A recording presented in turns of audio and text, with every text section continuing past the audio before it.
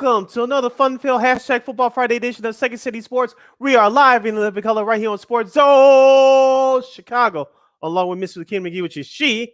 I am Cindy Brownhead. That's me. You can follow yours truly on the Twitter and the IG at SidKid80. Once again, it's SidKid80. That's SIDKID80. That's SIDKID80. You can find my Ken McGee on the Twitter and I can McGee on the IG. Make sure you download that Sports Zone Chicago app today. You want to know why? Because we said so, that's why. And also, so you can catch our other 5 live shows throughout the week. So you happen to miss them, you can watch them and listen to them back at your own leisure. So make sure you download the Sports Zone Chicago app today. Excuse me. And speaking of Sports Zone Chicago, you can always find them on all social media platforms on Facebook, Twitter, Instagram, and YouTube. Once again, please find Sports Zone Chicago all social media accounts on Facebook, Twitter, Instagram, and YouTube. If you want to subscribe to our podcast, you can do so by subscribing to War on Anchor. We are available on all podcast platforms, including that iHeartRadio app. Make sure you type this in your search engine box as you're ready. WARR on Anchor. Once again, that's War on Anchor on all podcast platforms. And be sure to give War Media a follow at WARR Media on Facebook, Twitter, Instagram, and YouTube. One more again, as young folks would say, give War Media a follow at WARR Media on Facebook, Twitter, Instagram, and YouTube. And thank you very much in advance for your support. Like, share, subscribe, and tell your friends. We are unapologetically fun, and we have very definite opinions. You have any definite opinions during our 2-hour extravaganza we call a Sports Talk Radio Show? You can always hit us up on the comment section at Sports Zone Chicago on Facebook or Sports Zone Chicago on YouTube. Type in your questions and comments in the comment sections. Lakina will get them up on the screen for you. But if you decide to troll and don't do something stupid, I give Lakina full power to give you fools to build and be about. Bye-bye. I love when she says that. But before we begin, we must remind you that you can also now catch Sports Zone Chicago on Roku TV. That's right. Celebrate with the squad and get with the program. Sports Zone Chicago is now on Roku TV. If you already have a Roku TV, just tap on the sports photo and download the Sports Zone Chicago tab through that avenue. If you don't have a Roku TV, you have some handheld devices laying around the house, your iPhone, iPad, iTouch, your Chromebook, your personal PC. Just download that Roku TV app and access Sports Zone Chicago through that avenue. So no more excuses. Celebrate with the squad and get with the program. Sports Zone Chicago is now available on Roku TV 24 hours a day, 7 days a week, 365 days a year, live and on demand. Anytime you want, there all the shows are right there. So we got a lot to talk about, a lot to do. So of course our girl KXRB's Christine Manika will join us, of course, for our picks and other stuff. And also congratulations are in order for Miss Christine. We'll get to that in a second. Our buddy Shaun Davis, from co-host of the Lucky Lefty Podcast, will join us too at 1:00, to preview Championship Saturday in college football. But we're gonna get right to it and talk some Bulls first. An up and down week for the Bulls. They beat Utah for the first time since 2017 was the last time they beat Utah. Yeah, in Utah. Yep. So yeah, that was a great game there. Of course, this is about being outshot from the field, especially in the 3-point range. But didn't have the best showing against Phoenix. But Phoenix has been a house of horrors for the Bulls in the last few years. Devin Booker, 51 points, didn't even play in the fourth quarter. That game was over and done with. A mixed bag for the Bulls. They play the Warriors tonight. That'll be on ESPN. So Sid, I'm gonna see right now if that game's on available locally, because remember last year when the Bulls played at Golden State, that game was not available locally. At least not in Chicago by the way. Isn't. So I'll check while you keep on rambling. Yeah. So what do you think about the Bulls this week? Definitely a kind of a mixed bag here. Good news. The Chicago Bulls game is available locally tonight on NBC Sports Chicago. So if you don't want the 4-letter network to insult your intelligence, let our guy Jason Goff and Kendall Gill and Will Perdue enlighten you with their coverage, along with Adam Amin and Stacey King tonight. Lakina, we talked about this on our show on Monday as far as the Bulls road trip. I think record-wise, it was the way it was supposed to go, 2-1 so far. Now 2-2 on this 6-game road trip. They lost to Oklahoma City last Friday. Of course, you mentioned they beat the Utah Jazz on Monday. But the Wednesday game concerned me. I know the Phoenix Suns are way ahead of the Bulls in terms of talent in the NBA. But with Devin Booker, one of the best scorers in the league, you let him score 51 points, and you do not challenge him on a single shot. You just let him do whatever he wants. I have a problem with that. And it's one of the other issues that we talked about last year, and this was the word going around the team. is this Bulls team tough enough? And those questions were raised again on Wednesday. I'm not saying turn to the old Detroit Pistons and start beating up on folks, but where's the toughness? Where's the hunger? And it starts from your superstars down. We talked about this as well. Zach LaVine, I'm not going to sit here and say that he needs to be Defensive Player of the Year, but it starts with people like him giving a better effort than a half-ass effort on the defensive end.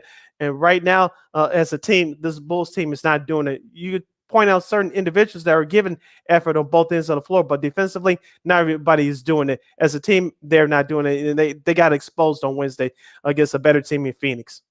Well, yeah, I mean the whole, and let's remember too, some personal stuff, that Booker is going through. He went through a breakup, of course. Usually like your game, tends to get a little bit higher. He's been doing this against various teams, just as the Bulls were the latest victim. That's how I look at it. So yeah.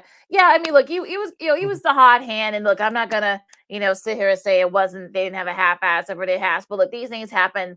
The long season, you're gonna have guys that shoot, like lights out. So I'm not gonna, get on that. I'm not gonna harbor on that. I mean, you guys can, but I'm not going to.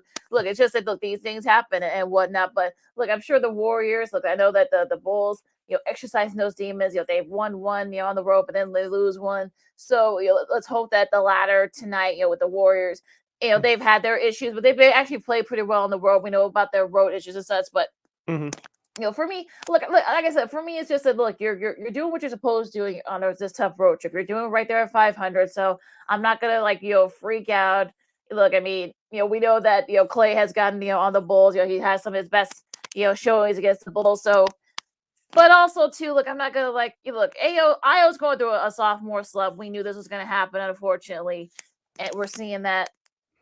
Zach's been inconsistent. Vooch is, sort of right there and such too. But look, I mean, so far, in this road trip, I mean, the Bulls are 2-2, which is all you can ask for, especially against very tough teams, especially in the West. So I'm not gonna no, I'm not gonna do that. I mean, y'all can do that, y'all can go crazy and such, but I'm not gonna do that. Everybody, because I've seen people say, oh, well, they should start tanking, they should start training, folks. Just shows you that you guys don't know nothing about basketball, you guys, or you think you do, but you don't. So I'm not gonna, harbor on it. But look, I think, look, Zach needs to step up a little bit more. Look, he's still trying to find that cover, with that knee, issue. Yeah, I know about Lonzo. Lonzo still has not been cleared to run or cut yet.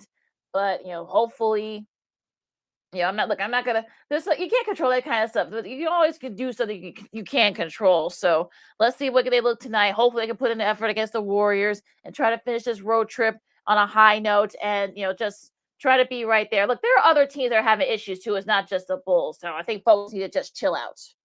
You're listening to Second City Sports, the hashtag Football Friday edition. I'm Sid Deslakina. If you have a comment about the Chicago Bulls and or the NBA at large, which we will discuss coming up, you can always hit us up on the comment section at Sports Zone Chicago's Facebook page or Sports Zone Chicago on YouTube. Type in your questions and comments in the comment section. Lakina will get them up on the screen for you. Before we head to the NBA at large, Lakina, I want to discuss this with you involving the Chicago Bulls. Billy Donovan. The story came out this week that he signed a contract extension over the summer, but management kept it in-house. I know these types of things happen more often than not, but did you have a problem with the way the story came out, or was there something a little bit more behind it? Because I found it strange that you are announcing it now, even though the team is currently 3 games under 500. If you didn't want to release it now, when was the perfect time to release this news? Why did you keep it in-house? This whole thing just seems like weird to me that this came out like in the middle of a Wednesday and whatnot. So I'm like, okay. Then Sharna from he broke the news that hey, that this happened over the summer, which sort of like, okay, why are we just learning about all this now? I mean, like there has to be a reason why this was kept behind closed doors and whatnot. And look, we'll probably never know. I mean, I'm sure it's obvious someone leaked this information. They probably wanted to come out probably around the All-Star break, or maybe if the Bulls had a better start, maybe that's probably why they didn't say it initially. But it is what it is. Like I'm not gonna I'm not gonna harbor on it. I mean, look, there has to be a reason why this was kept close to the vest, but look, it is what it is. Okay. So, as we mentioned, Billy Donovan, the head coach of the Chicago Bulls, signed an extension during the offseason, and the news came out earlier this week. I know we're going to continue this conversation on the other side of Lakina, but let's get to the NBA at large, and we'll start backwards as we always do. Last night, Thursday, the Dallas Mavericks are continuing their East Coast road trip. It hit a speed bump at the Detroit Pistons as the Pistons defeated the Dallas Mavericks 131-125. I know your guy Cade Cunningham has been out with injuries. It's all about their star rookie from Purdue, Jalen Ivey. At this point, Lakina Luka Doncic is continuing to amaze folks with his play. But as we said before, Lakina, he got it last year during the playoffs, but this year he hasn't gotten it. Luka needs help, and he didn't get that consistently last night. Yeah, unfortunately, this game kind of showed why Luka needs help, and you hope that maybe he can kind of look. This is sort of like similar to what the Bulls are going through with DeMar DeRozan last year. I mean, he was making all these plays, and look, Luka's not getting any younger. He's getting a little bit older now. I know he's still in his 20s, but it's gotten to a point where you're starting to see that wear and tear, and hopefully, as we get closer and closer into the season, we get to like February. Hopefully, he's not running out of gas and has to take games off. So that's something that Jason Kidd's going to have to figure out. So, sort of strange that was the only, the Mavs Pistons game was the only game on tap for the NBA yesterday, but that's just a strange way there. Christian Wood, tried to kick it with 25 off the bench, but it still wasn't enough. Tim Hardaway Jr. had 26, but again, it wasn't enough. So, that whole thing, with Luka and such, but look, Jalen Ivey has looked really good for the Pistons so far, even though Bojan Bogdanovic has led the way there with 30 points for them and whatnot. Also, so Killian Hayes came in with 22 for the Pistons, so that's why they were able to they kind of led the way in overtime for them. So yeah, the Mavs are 10-11. They're kind of like right there, like in the middle for the play-in right now. And yeah, but Luka needs help. I think it's simply suffice to say. Yeah, and staying with the Western Conference, Lakina, the Minnesota Timberwolves, they'll be without Karl Anthony Towns, their All-Star center, for the next 4 to 6 weeks. But they rebounded with a big win at home on Wednesday against the Memphis Grizzlies, 109-101. It's going to be about Rudy Gobert patrolling the paint at this point. And Anthony Edwards, as we talked about before the season started, Lakina, we saw him coming out of his shell during the playoffs last year in that first round season against the aforementioned Memphis Grizzlies. Let's see if he can take his game to another level this year, especially since everybody, including it will start with him first, picking up the slack without Karl Anthony Towns. Luckily for the T-Wolves, that Towns injury did not, wasn't as serious as folks thought. Folks thought it was an Achilles, so that was a non-contact. Thankfully, it's just a calf, and he'll be out for about a little over a month. But this was a nice start for the T-Wolves. I mean, they've been tinkering at 500 too, so they've actually had their struggles.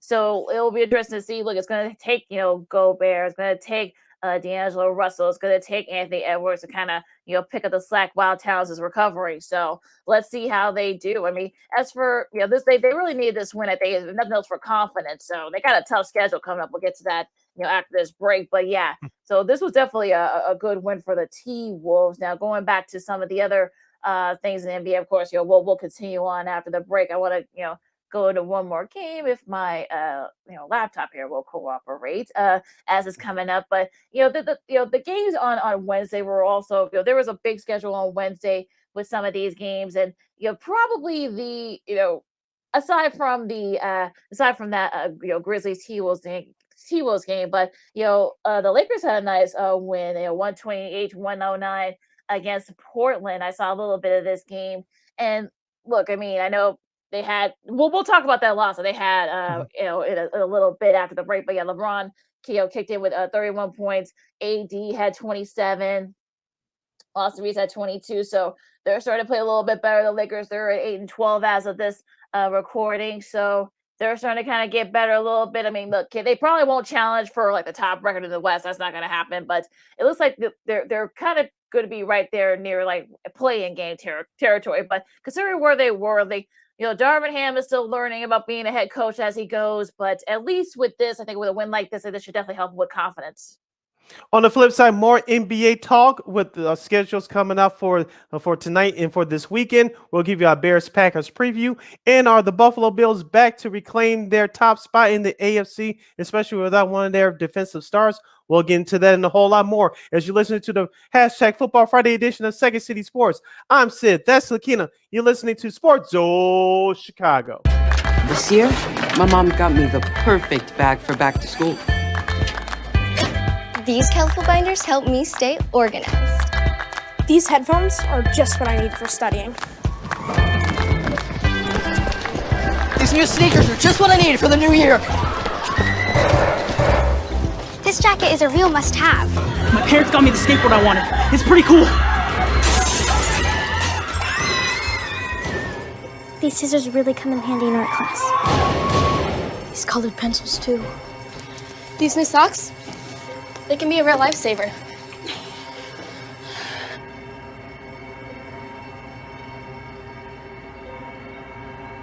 I finally got my own phone to stay in touch with my mom.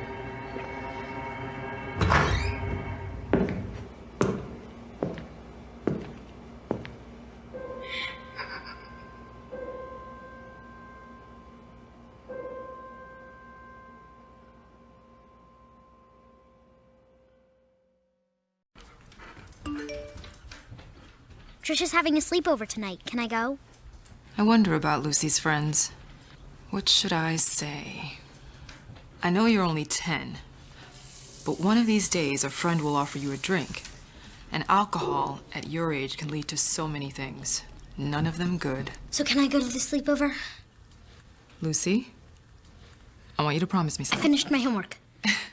Bigger promise. If there's any drinking, I want you to say, "No thanks, not my thing." Mom. I promise you. Your real friends won't care. Deal? Sure. Really? I promise, Mom. They really do hear you. Did you pack your toothbrush? For tips on how to start the talk, visit underagedrinking.samhsa.gov. A public service message from the Substance Abuse and Mental Health Services Administration.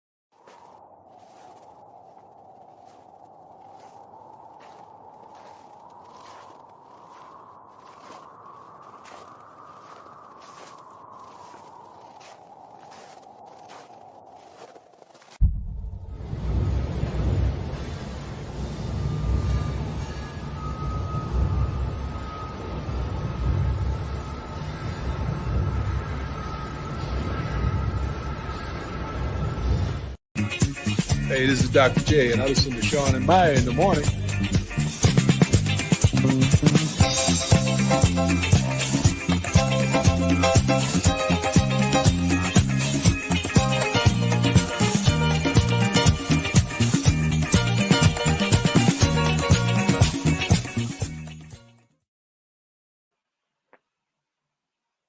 Gotta love that music.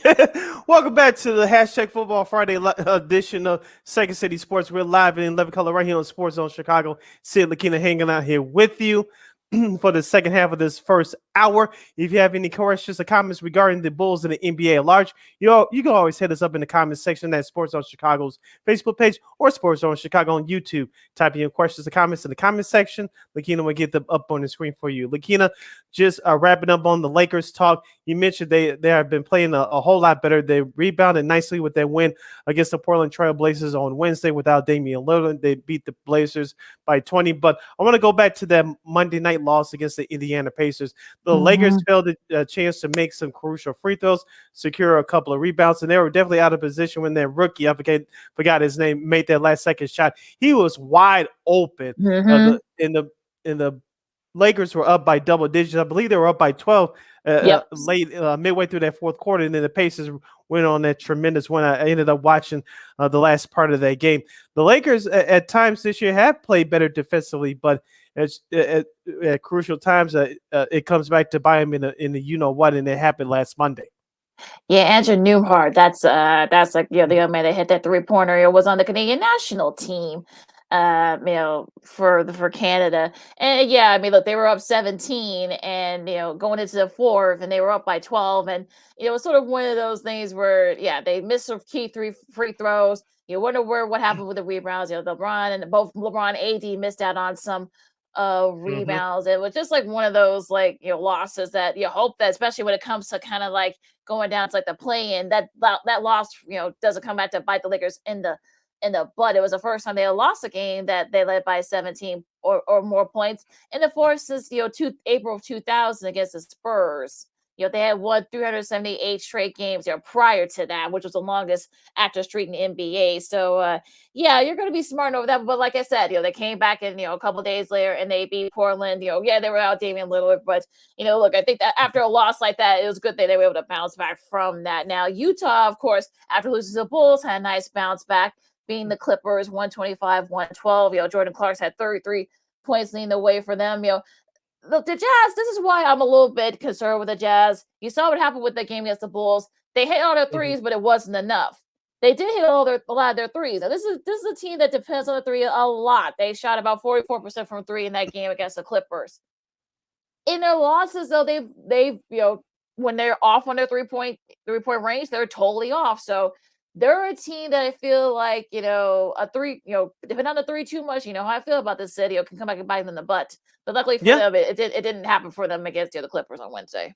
Yeah, and going to the flip side for the Clippers, I know Paul George and Kawhi Leonard have both been out for the last couple of games, and hopefully they are healthy enough to return soon, because when that team is healthy all the way, they could compete against anybody. I know Zubac had that career game over the weekend. We talked about it on our last show on Monday. Zubac with the 31-point, 29-rebound performance, and I like the way Terrence Mann has been maturing over this last year or so since his breakout performances in the playoffs in 2021. And also you have John Wall, who had his best game the other night with his first 20-point game of the year. And you also have Reggie Jackson as well. So the sooner that Paul George and Kawhi Leonard can get back in the lineup, the better off this Clippers team will be. Absolutely. Well, hopefully they can stay healthy. I think that's probably what I think Ty Lue is concerned to concentrate on that, especially with Kawhi Leonard and Paul George. So we'll see what happens with that. Now, Jason Taylor had 49 points as he led the way for the Celtics to beat the Heat 134-121. He did it in front of Prince William and Princess Kate. So nice to Taylor to put on a little bit of a show for them. His 930-point game plus point game tied for the most in a calendar month in his career. Only Larry Bird, who did it in March 86 and 88, had more 30 plus points in a calendar month. So the Heat, we gotta talk about the Heat for a second, because they've been kind of on the same way as the Bulls. They got pretty much the same record. So their problem has been defense. And look what happened. They gave 134 points, and so that's not going to help them. Yeah, and we talked about this too. The problem has been actually who's going to score the ball consistently next to Jimmy Butler.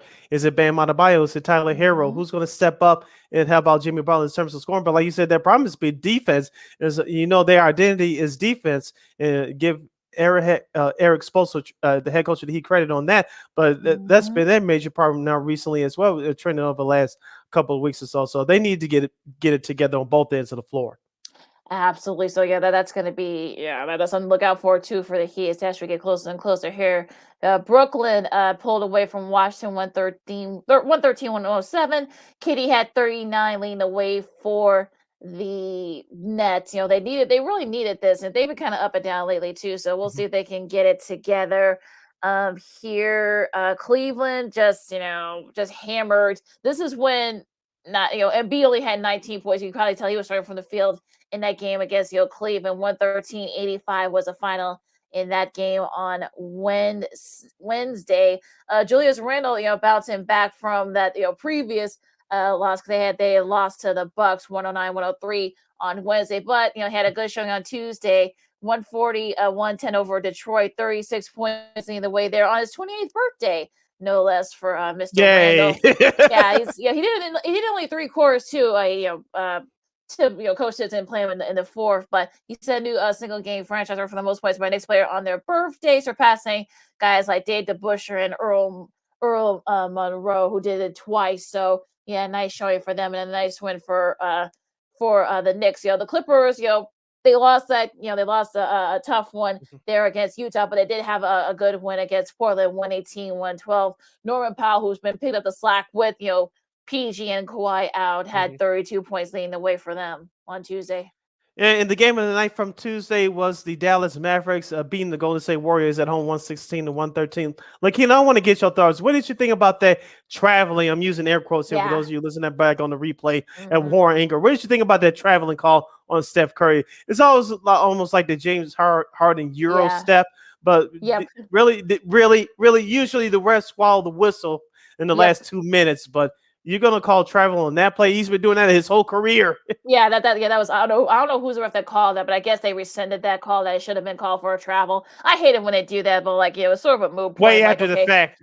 Way after the fact, that's just stupid. But you're not gonna change the call midway through. So who knows what would have happened had Steph not been called for that travel? He probably would have had a shot to force the game into overtime. But nice win by the Mavs. Luka had 41 points.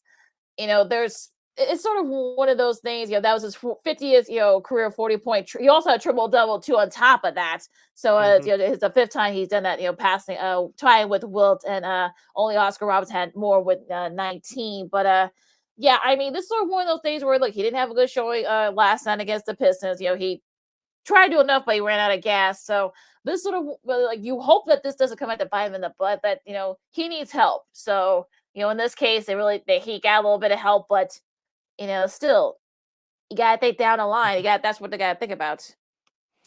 Yeah, and like we talked about with Dallas, Luka needs some help, and let's see if they can get it. Let's see what head coach Jason Kidd can do, and they just need to pile on some wins together and get some consistent help to be that second banana to go with Luka Doncic. You're listening to Second City Sports or Sports Zone Chicago on the hashtag Football Friday edition. I'm Sid Deslakina. If you want to hit us up at the comment section, you can do so by going to Sports Zone Chicago's Facebook page or Sports Zone Chicago on YouTube. Before we move on to football, Lakina, in terms of the NFL, let's give our listeners the schedule for this weekend in the NBA. We'll start off with tonight's games Friday. Of course, the Bulls and the Warriors. It's the second game of that ESPN doubleheader at 9 p.m. You also watch the game locally here in Chicago on NBC Sports Chicago. At 6 o'clock, we'll have Washington at Charlotte as the Wizards take on the Hornets. At 6:30, we have Denver visiting Atlanta. That should be a good one. Also at 6:30, the Miami Heat will travel to Boston to take on the Celtics again.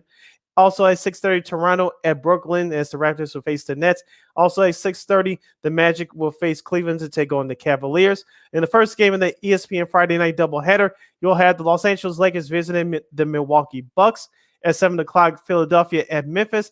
At the same time, we'll have New Orleans at San Antonio. And rounding out the Friday night schedule for tonight, Houston and Phoenix at 8 o'clock. Also at 8 o'clock, we have Indiana continuing their West Coast road trip. They'll take on the Utah Jazz.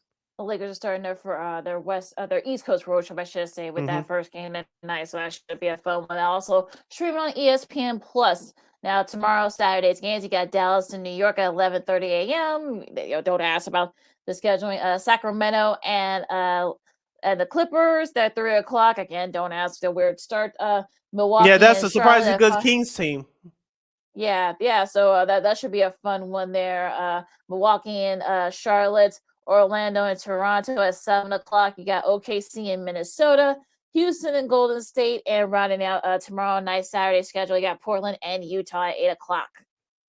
All right, to the Sunday schedule. At 5 o'clock, we'll have the Bulls finishing up their 6-game West Coast road trip. They'll take on the surprising Kings. That's at 5 o'clock. But at 2:30, we'll start off with Denver and New Orleans as the Nuggets facing the Pelicans. That should be an interesting one. Zion Williamson versus Nikolai Jokic. That should be a fun superstar matchup. At 3 o'clock on Sunday, during the football schedule, we'll have Phoenix at San Antonio. At 5 o'clock, Boston at Brooklyn. Also at 5 o'clock, Memphis at Detroit. We'll have Cleveland at the MSG to take on the Knicks at the same time. And the Lakers will continue their East Coast road trip as they'll face the Washington Wizards in our nation's capital. In the lone NBA TV game of the night for Sunday, Indiana at Portland, as the Pacers will continue their West Coast road trip to take on the Portland Trail Blazers. And that is your schedule for this weekend. In the NBA, some good ones here, so you guys can check that out. You're listening to Second City Sports on Sports Zone Chicago. Lakina McGee, Sydney Brown with you. Now we're going to transition over to the gridiron. Of course, first we're going to recap the Bills and Patriots from last night. The Bills pulled away from the Patriots. I mean, it's sort of like, just a big – it really wasn't as close to the score indicator. I know 24-10. I know some people say that's not really – a big, scoring, but they dominated. I'm talking about the Bills. They dominated from the time of possession. They dominate yards and such. You saw Matt Jones's comments, I guess, have gone viral that they weren't able to move the ball. I mean, they did earlier in that matchup, but in that game, but they just couldn't do it and sustain it. So that's been a big issue for them. Josh Allen, 2 touchdown passes, 223 yards. Also had 20 yards. Rushing, though he didn't lead the Bills in rushing. Yeah. The Bills are also the first team to beat the Belichick era Patriots by double digits in 3 straight games, including the playoffs. They're also the first team to ever win at New England for 3 straight seasons. So they've had the Bills have had the Patriots number as of late. So I saw a little bit of this game, Sid. I mean, especially once the Bills started dominating, going into the second quarter. It just wasn't close after that. So what did you think about this game?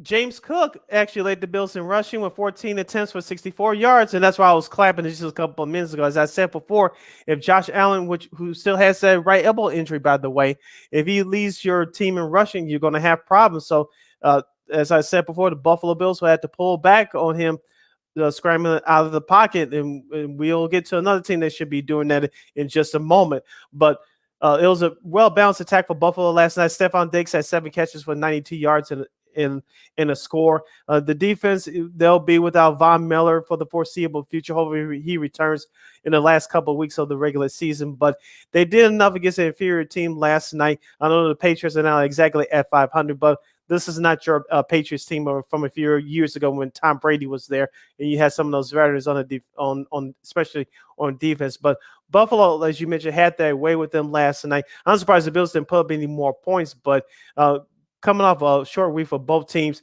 Buffalo did what they had to do to win. Now they stand at 9-3. They're battling KC right now for the top spot in the AFC. So it's a critical stretch for the Buffalo Bills if they want to secure that top spot come playoff time to earn that bye week. Yeah, absolutely. It's going to be very interesting, especially with the Chiefs. They've got some tough games coming up too. I'm talking about the Chiefs and the Bills. The Bills, I don't want to say they have an easy schedule, but they do. It's kind of stuff that kind of like.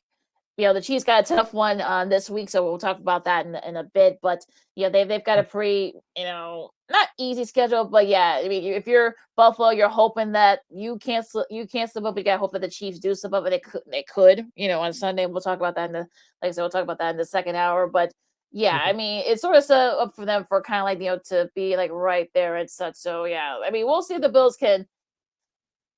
And also, too, they lost top defensive guy, Yvonne, who's going to be on IR with a knee injury for about 4 weeks. So you're hoping that maybe he'll be back by the playoffs. He said he hopes to be back by the playoffs. So, that could be a hindrance. They are getting other guys back on defense. But you could tell the difference that Vaughn has made, for that team. So hopefully he can be back, by the playoffs or right near the end of the regular season. So that way they can kind of get that balance going. And, he's been the reason why, they've been making some big plays on defense late. Yep, as you mentioned, he brings on that veteran experience. You saw what he did last year, helping with the Rams on their defense next to Aaron Donald as the Rams won the Super Bowl last year over the Cincinnati Bengals. You mentioned that he was doing the same thing this year for Buffalo, making a huge difference with that squad. Are they going to miss it for the short term? Yes, but I think as long as Von Miller returns healthy, as I mentioned before the end of regular season, that'll be great, especially if they clinch that top spot. So they'll give Von Miller an extra week to heal up to hopefully go on a long playoff run for Buffalo. Yeah, absolutely. So it's going to be interesting to see what happens with that as as they finish the season. Only got about a month left, or a little over a month left, so that's going to be something to look out for as well. Now, because we have to, and I know we don't. I mean, we have to. We don't really want to, but we have to. We have to preview Packers Bears. It looks like Aaron Rodgers already said that he is going to play. Happy birthday, Aaron Rodgers! He just turned 38. Shocking. 38 today. 38 today. It looks like Fields was a full participant yesterday in practice, so it looks like he's going to be good to go. I mean, I don't know about you, Sid, but I feel like that AC joint, especially, that defense where the Packers are probably going for that shoulder. So yes. I'm a little worried about Fields. I know he can be shifty and moving, but if he's not 100%, and by all accounts, this injury, he won't be 100% for the rest of the season. What's the point in playing him? You have nothing to play for. You're out of the playoffs. So what's the point? What's the point in playing him? Don't get me wrong. As a Bears fan, I want them to beat the Packers as much as anybody, but you have a bye week coming up, and I would have been okay with the Bears would have sat him. And if you read the reports too, if you believe them, Lakina, there's a partially torn ligament in that shoulder too, which makes it even worse, folks. I'm not a doctor, but I go by common sense and not nonsense. And so I would have kept him out and given another extra week, but if it doesn't risk injuring any further, I guess that's what the Bears are going to do. But my issue is this. You could do so many three-step drops with Justin Fields and have him surveying the field, which one of the things where we were looking at for him to improve on this year. But you could do 4-star jobs, 3-step drops. But that Packers defense, as you mentioned, they're going to blitz him like he's a rookie quarterback. I know the Packers defense hasn't been that good this year, but they're going to licking their chops because that Bears offensive line in terms of pass protection has been horrible. We've been knowing that for the last couple of years. It hasn't gotten any better. So I'm with you, Lakina. I'm worried about Justin. He knows how to take care of himself, but it could be potentially bad. Like I said, I want the best for that young man, but something tells me that I don't want anything bad to happen to him, but the risk is even higher with that shoulder injury. And the way that he's not sliding properly, I know he can get out of bounds, but he's not sliding properly. Someone should teach him that during his off season, by the way. But the way that he plays with reckless abandon at times, it can hurt your team. Absolutely, and I think, like you said, we know how that O-line, it has been an issue for the Bears. It hasn't gotten any better, like you said. So I'm a little bit worried. You gotta think that that defense, for the Packers, they've been kind of, but apparently, I guess the Bears, lead the way in total defense, which I don't get that, but right. I saw that somewhere. Yeah, I saw that somewhere earlier. I'm like, wait, huh? How are they leading in total defense? Although the Packers are right in front of them, so how is that possible? Yeah, but, and they gave up 40 points last week. Yeah, so I talking about don't the Packers. Know. Yeah, I was like, I don't know how is that possible, but yeah, look, like I said, the NFL is strange at times, but I mean, this could get ugly on both ends. So this could be, one of those games where I won't be watching this game. You guys can watch, but I'm going to be keep this game in the background. I'll be watching other games via my various devices and such. So I'm like, okay, let's okay. But it would be, we'll do our picks with Christine after about this time. But I wouldn't be surprised. I'm sure. There's a reason why A-Rod wants to play. He wants to play so he can stick it to the Bears one more time. So bad thumb, bruised oblique and all. He's gonna want to try and stick it to the Bears one more time. And look, I know they're banged up. Aaron Jones is banged up. So is AJ Dillon. They're all questionable. Romeo Dobbs is gonna be interested to see how Jalen Johnson. Well, not Jalen Johnson, but how they're that young secondary for the Bears defend him.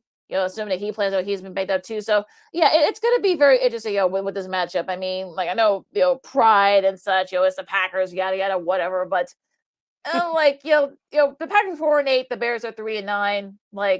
They're both going to be going to their bye week. So after this game, so who cares? Here's the thing about this game for Sunday. I'm looking at the running games for both teams. As you mentioned, Aaron Jones is banged up for the Packers. I know A.J. Dillon has been a much of a disappointment as anyone on that team. On the flip side, for the Bears, of course, your running game improves statistically with Justin Fields at quarterback. How much he runs, we'll soon find out. He'll probably still have to run more than he has to because of that bad offensive line, but you still have David Montgomery. You still have Travis Ebner, who's replacing Khalil Harper, who's currently on IR. I'm looking at the running games for both these teams. How much will the Bears use the running game to take pressure off of Justin Fields? We'll see what happens with that. Christian Watson, the rookie wide receiver for the Packers, I think he's going to step out and have a big game. And like you said, Lakina, with Eddie Jackson down that secondary, Kyler Gordon, Jalen Johnson, and Jaquan Brisker, my guy, they're going to get tested big time against those Packers wide receivers. Like you said, Aaron Rodgers wanted to play because I see a young secondary. They still good in some spots, but they're not there yet. And I want to test my skills against that bad secondary. So that's why Aaron Rodgers is playing. On the flip side, for the Bears offense, with Darnell Mooney now gone for the year, who's going to step up wide receiver wise? Velus Jones, the rookie out of Tennessee. You still have Byron Pringle, who the free agent signed from Kansas City.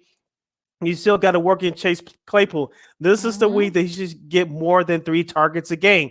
We saw a little bit more of that last week against the Jets, even though most of that game was in garbage time. I want to see Chase Claypool get involved in the game plan as well. So that's what I'm looking forward to this Sunday.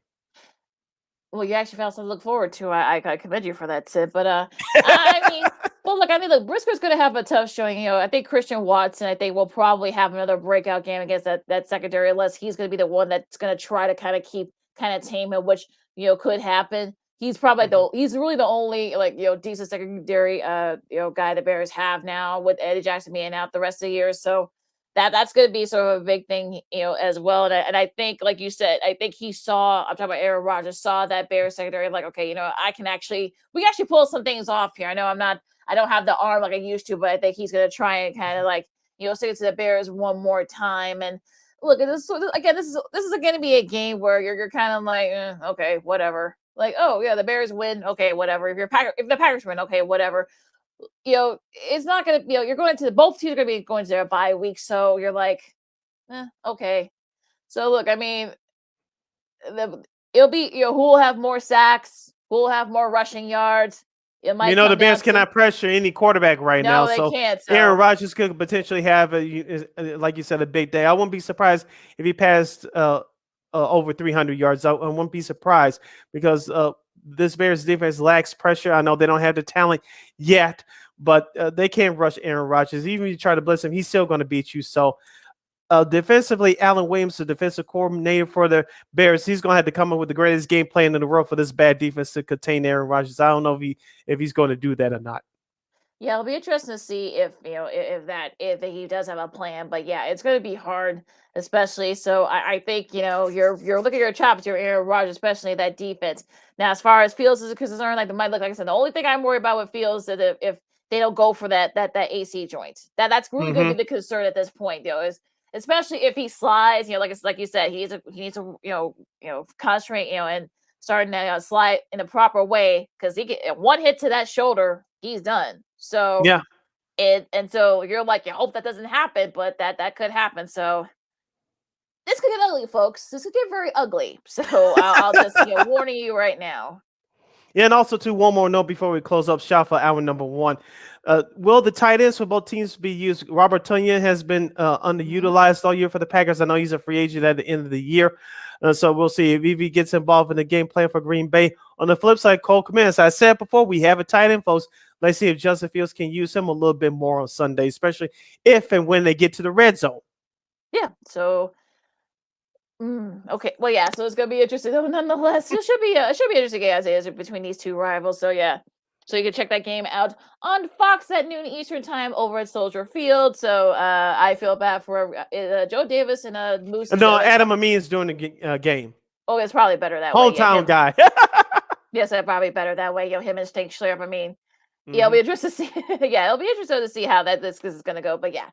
Hour number 1 in the books. Hour number 2 coming up. We got Shaun Davis, co-host of Lucky Lefty Podcast, previewing Championship Saturday in college football. Also, our girl Christine Manika, White Sox made some news earlier this week, and also Jose Abreu's comments are causing quite a stir in White Sox fandom, right, Sid? And of course, our NFL picks also to some congratulations for Miss Christine that we got to shout out to her as well. So Sydney Brown, Lakina McGee, Second City Sports on Sports Zone Chicago. Hour number 2 coming up right after this break. No, I don't know though. I'm scared. I mean, you're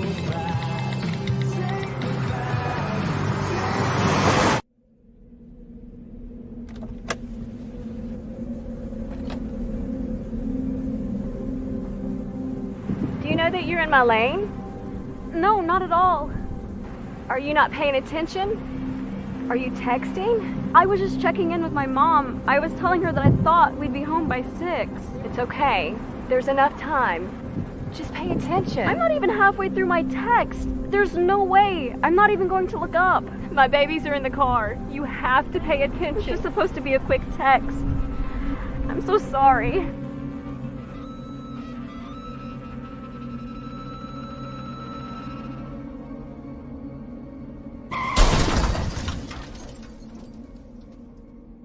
Hi, I'm Tom Brady, the director of DODEA. September is National Suicide Prevention and Awareness Month. The simple act of reaching out and caring for those in our communities is something we all can do. Just being there for someone you care about can be a tremendous first step in getting them access to confidential resources and support that they need. It only takes one person and one small act and 1 minute to make a difference. Let's make a difference.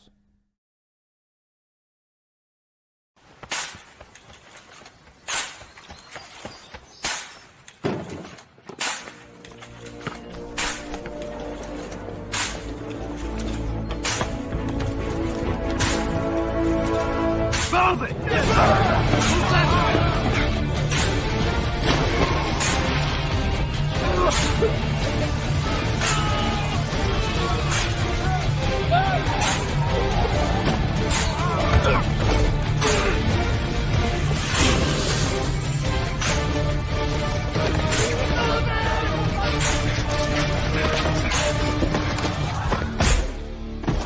Many will hear the calling.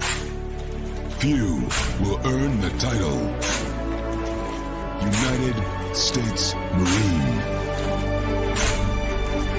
The few, the proud, the Marines.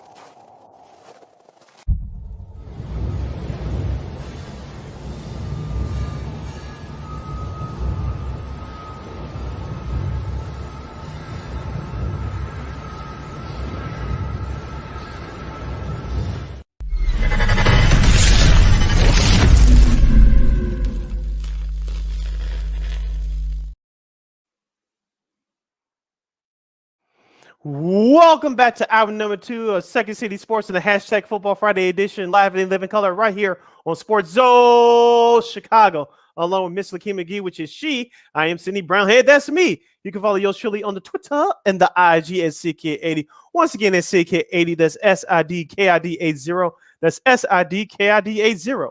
You can find me Keenan McGee on the Twitter and again on the IG. You have a question or comment for our next guest as we talk college football, you always hit us up on the comment section at Sports Zone Chicago's Facebook page or Sports Zone Chicago on YouTube. Type in questions or comments in the comment section. Lakina will get them up on the screen for you. Lakina, let's kick off hour number 2 in style by this previewing Championship Saturday, along with a little Bulls and White Sox talk mixed in. He's our guy formerly of ESPN 1000 here in Chicago. He is the co-host of the Lucky Lefty Podcast with former Notre Dame quarterback, Mr. Malik Zaire. Here comes our brother from in the same mother, Mr. Shaun Davis. Shaun, welcome to our show. How are you? What's up, family? Sid, Keena, how you guys doing? What's up? Doing great. Up? Man, same here, man. Just it's my favorite time of the year. All sports online playing. Big weekend coming up in college football. I love the holidays. It's a great time to be alive, man. Yeah, nothing wrong with that. Let's start out with we're in Big Ten country, so we'll start out with the Big Ten championship game. They'll be taking place in Indianapolis with the Michigan Wolverines against the Purdue Boilermakers. Of course, we saw what Michigan did at Columbus against Ohio State, especially in that second half. Michigan's defense is a little bit different this year than it was last year, but it's still pretty good. Purdue, Aiden O'Connell, he's been one of the best quarterbacks in college football in the second half. You saw what he did against Illinois a few weeks ago. You saw what he did in the clinching game last week at Indiana. What are your key matchups for this matchup?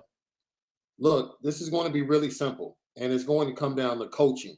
And I think Jim Harbaugh did an amazing job and has done so the last 2 years of out-coaching Ryan Day in that matchup. And coaching is going to be paramount and Lucas Oil this weekend because Jeff Brom has done a tremendous job at Purdue. Like the resources, he doesn't have the players. He constantly has to mix and match with quarterbacks and develop guys and go into the portal. And he had a great defense 2 years ago, and most of those guys went to the NFL. They started off slow, had a almost big win against Syracuse early in the season when Syracuse was rolling. They came up short. But I think the role that they got on, which was highlighted by going to Champaign and getting that big win in a hotly contested game, I think Jeff Brom and what he's going to do with the running game is going to be the key. I think Aiden O'Connell, Charlie Jones at wide receiver, transfer in from Iowa, who's having an amazing year, and the big targeted tight end, Durham. They're going to be able to make plays in the passing game. But if they're able to supplement that somehow with the running game against a difficult Michigan defense to run the ball against, but Illinois found a way to have some success in the second half of that game on the ground, and they were able to give themselves opportunities. They just weren't able to really cash them in. Tommy DeVito missing on a couple of long balls. Purdue will keep this one close. They'll have the opportunities. I do think Michigan ends up winning it, but somehow, some way, if they can supplement the passing game with a little bit of a running game, Michigan might be in trouble late in this game because I think it's going to be a one-possession game in the fourth quarter. Well, and also Michigan hasn't given up a lot of points too in the fourth quarter either. So, and remember, they did not play this year, so this is going to be the first meet between these two this year. So, yeah, it'll be interesting to see like what they say, especially with Blake Horn being out too. So that's going to be a little bit of a dent for Michigan's offense. But Donovan Edwards, you got Ricky Bell. I think they can kind of pick up the slack. Like I said, it's going to be the defense. And I think that the key is going to be for that. Now let's talk about tonight's Pac-12 championship game. You got Utah and USC. Of course, Utah got the best of USC in the first meeting. Yeah. But this is going to be in Las Vegas. So, what's your synopsis of this matchup? I really think you got a preview of what this matchup is probably going to look like when USC faced off against Notre Dame, because Notre Dame and Utah want to win the same way. They want to pound you. They want to throw to their tight ends that they have, and then they want to play solid defense. And that's the way they were able to defeat USC. They took advantage of USC's lack of size and depth on defense, especially in the trenches. USC wants to get out in front and unleash those pass rushers. That's what they want to do. They're top 3 in sacks on the year. They want to get after you. If they can get out in front about 7 to 10 points and make you play from behind, that goes into what their defense does well as being the number 1 defense in turnover ratio in the country. That's what they do. They want to kind of play fast break football in a sense. Utah keeps it a one-possession game, and they're able to continue to run the ball. And that's when USC can get into difficulties, especially late in games. Utah was able to come back late in that game and win it late. With it being a neutral field, the difference is Cam Rising. He's the difference. He doesn't have to beat Caleb Williams. He just happens to be – look, the difference in the Notre Dame, and this is just not me being a Notre Dame homer or me covering Notre Dame. The difference in the Notre Dame USC game was the 2 turnovers Notre Dame had. They're going in to score, they turn the ball over. Once again, in midfield, they turn the ball over. It wasn't like USC was just flat out stopping them. Those were self-induced mistakes by Notre Dame. So Notre Dame would have had an opportunity to be in that game late and allow their run game and the attrition of the game to take control. That's exactly what Utah did. They stayed in the game. They stayed close, and they allowed their offensive line and their run game the ability to take over late because USC is not deep. That's a lot of snaps with that front seven, and getting Eric Gentry back at linebacker is going to be huge in this matchup to go against that run game. So Caleb Williams has been special. I think he's going to continue to be special, and he's going to find a way to win this game. But I expect it to be a back-and-forth battle, and I still expect USC in this edition of the game, I expect them to win by 10 points, pulling away in the fourth. We're hanging out with our guy, Shaun Davis from the Lucky Lefty Podcast, right here on Second City Sports on the hashtag Football Friday edition, right here on Sports on Chicago. Sid King here with you, previewing Championship Saturday. Another game that's going to have major college football playoff implications is the Big 12 Championship game taking place in AT&T Stadium tomorrow between Kansas State and TCU. Basically, TCU wins the game, they'll be in the college football playoff. But Kansas State, they finished strong for the Big 12 part of their schedule, and they're 9-3. But they are led by their running back Deuce Vaughn, who has 7 rushing touchdowns on the year. But TCU on the flip side has Matt Dugan at quarterback and Quentin Johnson as their star wide receiver. What are your key factors for both teams? For TCU, it's as simple as I said. If they win, they're in, but they've shown some cracks over the last couple of weeks that they can be beaten. I wouldn't take this Kansas State team lightly. Dude, this Kansas State team in the first matchup was up 17 points on TCU. TCU was able to come back and win it late. This is going to be the game that Bears fans should watch because you should be watching the TCU wide receiver. If you're looking for a wide receiver, Bears fans, watch this young man. He is absolutely special. He is a matchup nightmare outside for Max Dugan and that TCU offense. I will say this, Sid. TCU has impressed me. And most teams that come out of the Big 12 win it one way. They outscore you each and every week. TCU has won close games, low scoring. They've come from behind on the road like they did against Kansas State. They've had back and forth battles like they did on the road against a Kansas team that was playing really well before their injuries mounted up. They were able to go into Texas on the road and play a slobber knocker game, just back and forth and make key plays late in that game to get a victory on the road when Texas was still in the hunt for the Big 12 championship game. So they found ways to win in multiple ways. That makes me think that they have a little bit more worth as a Big 12 team coming into this championship game because no matter how the game goes, they feel like they have a chance to win.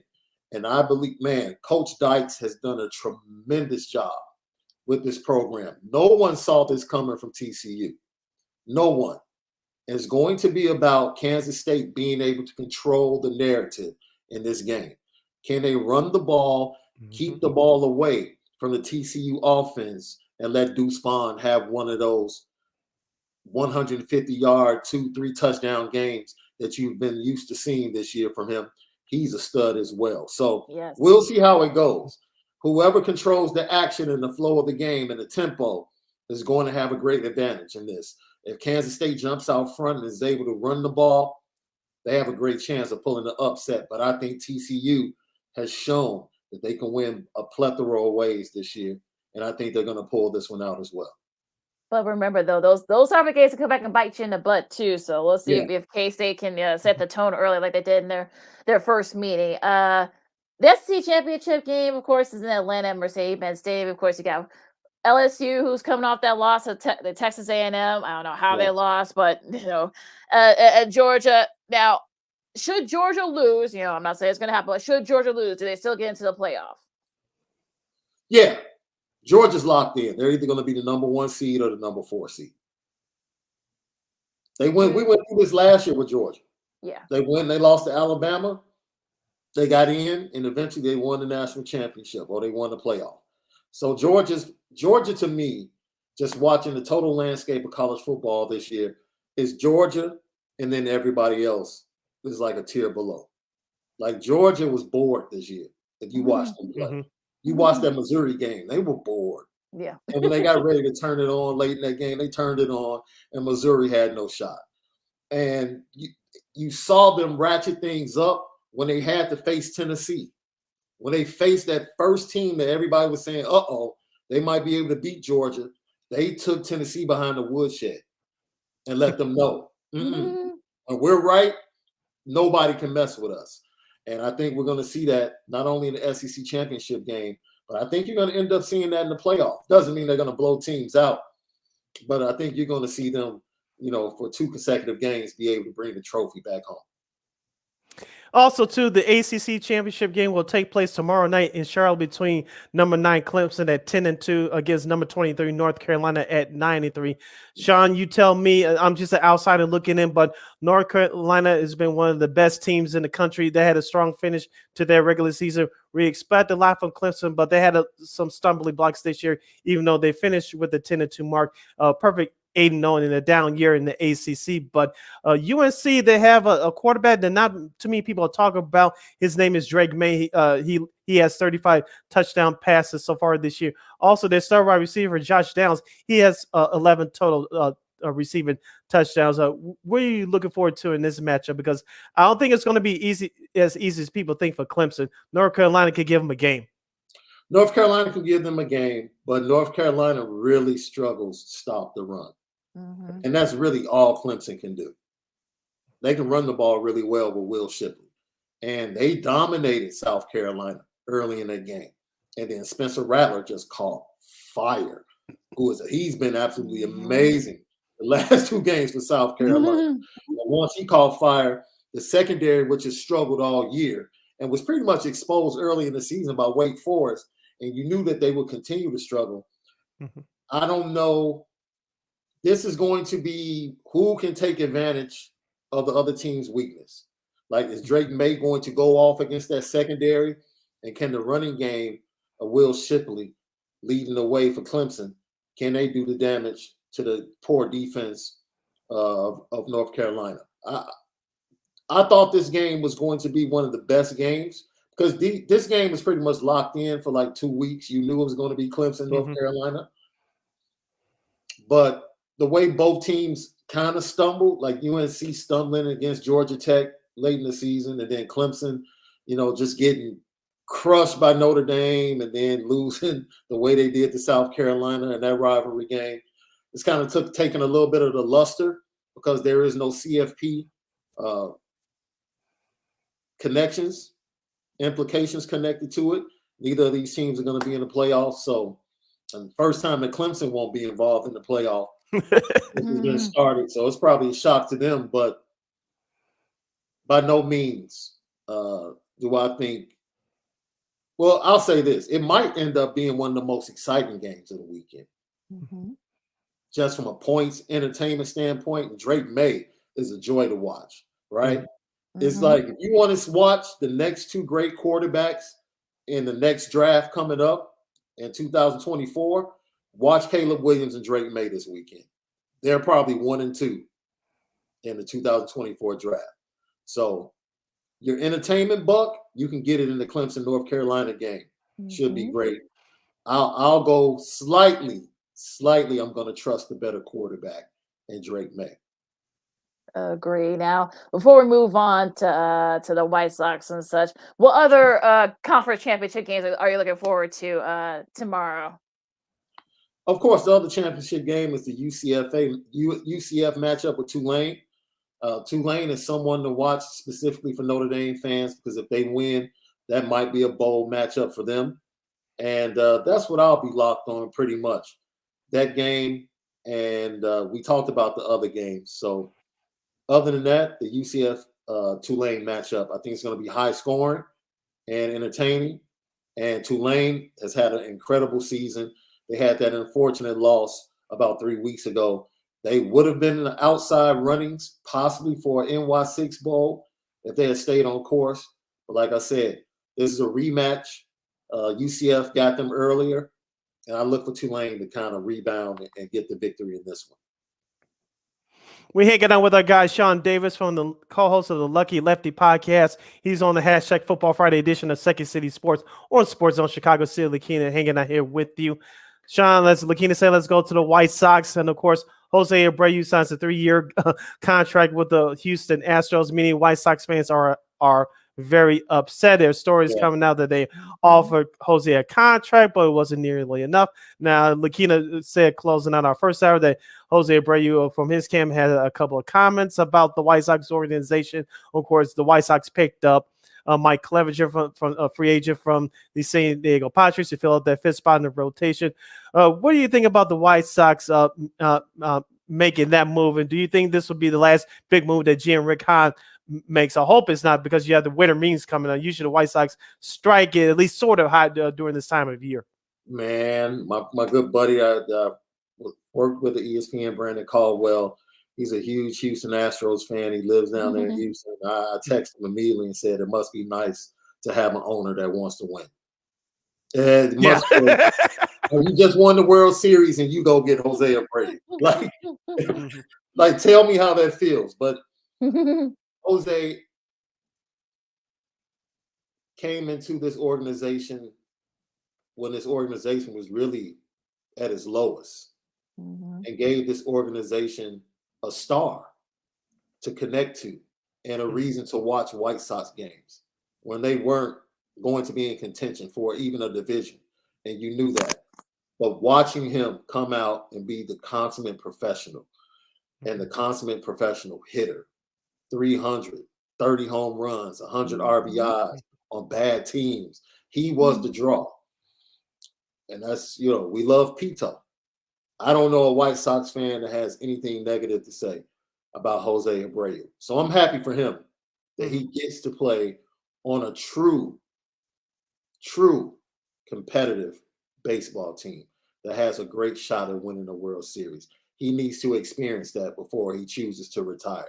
I thought it was a little petty that he said, he got tired of the cold and got tired of losing. But I understand. I understand the comments. And I probably would have felt the same way. So, honestly, it shines the light once again on the front office with the White Sox. The Clevenger move, if you believe in what Ethan Katz has done with the young guys like Cease and Kopech, and you see Kopech taking the next step as Dylan Cease took, I can see it. But this pitching staff now is just a bunch of ifs. That's all it is, right? If Dylan Cease can do it again, if Michael Kopech stays healthy, if Lucas Giolito can go back to his original form or his form of 2 years ago, it's just a bunch of ifs. There's nothing to really hang your hat on. Like, what are you hanging your hat on other than Dylan Cease in that pitching staff? There's nothing. So it's going to be a bunch of duct tape, spit, luck, prayers, everything trying to hold that starting pitching staff together and seeing if they can deliver, a good season on the South Side.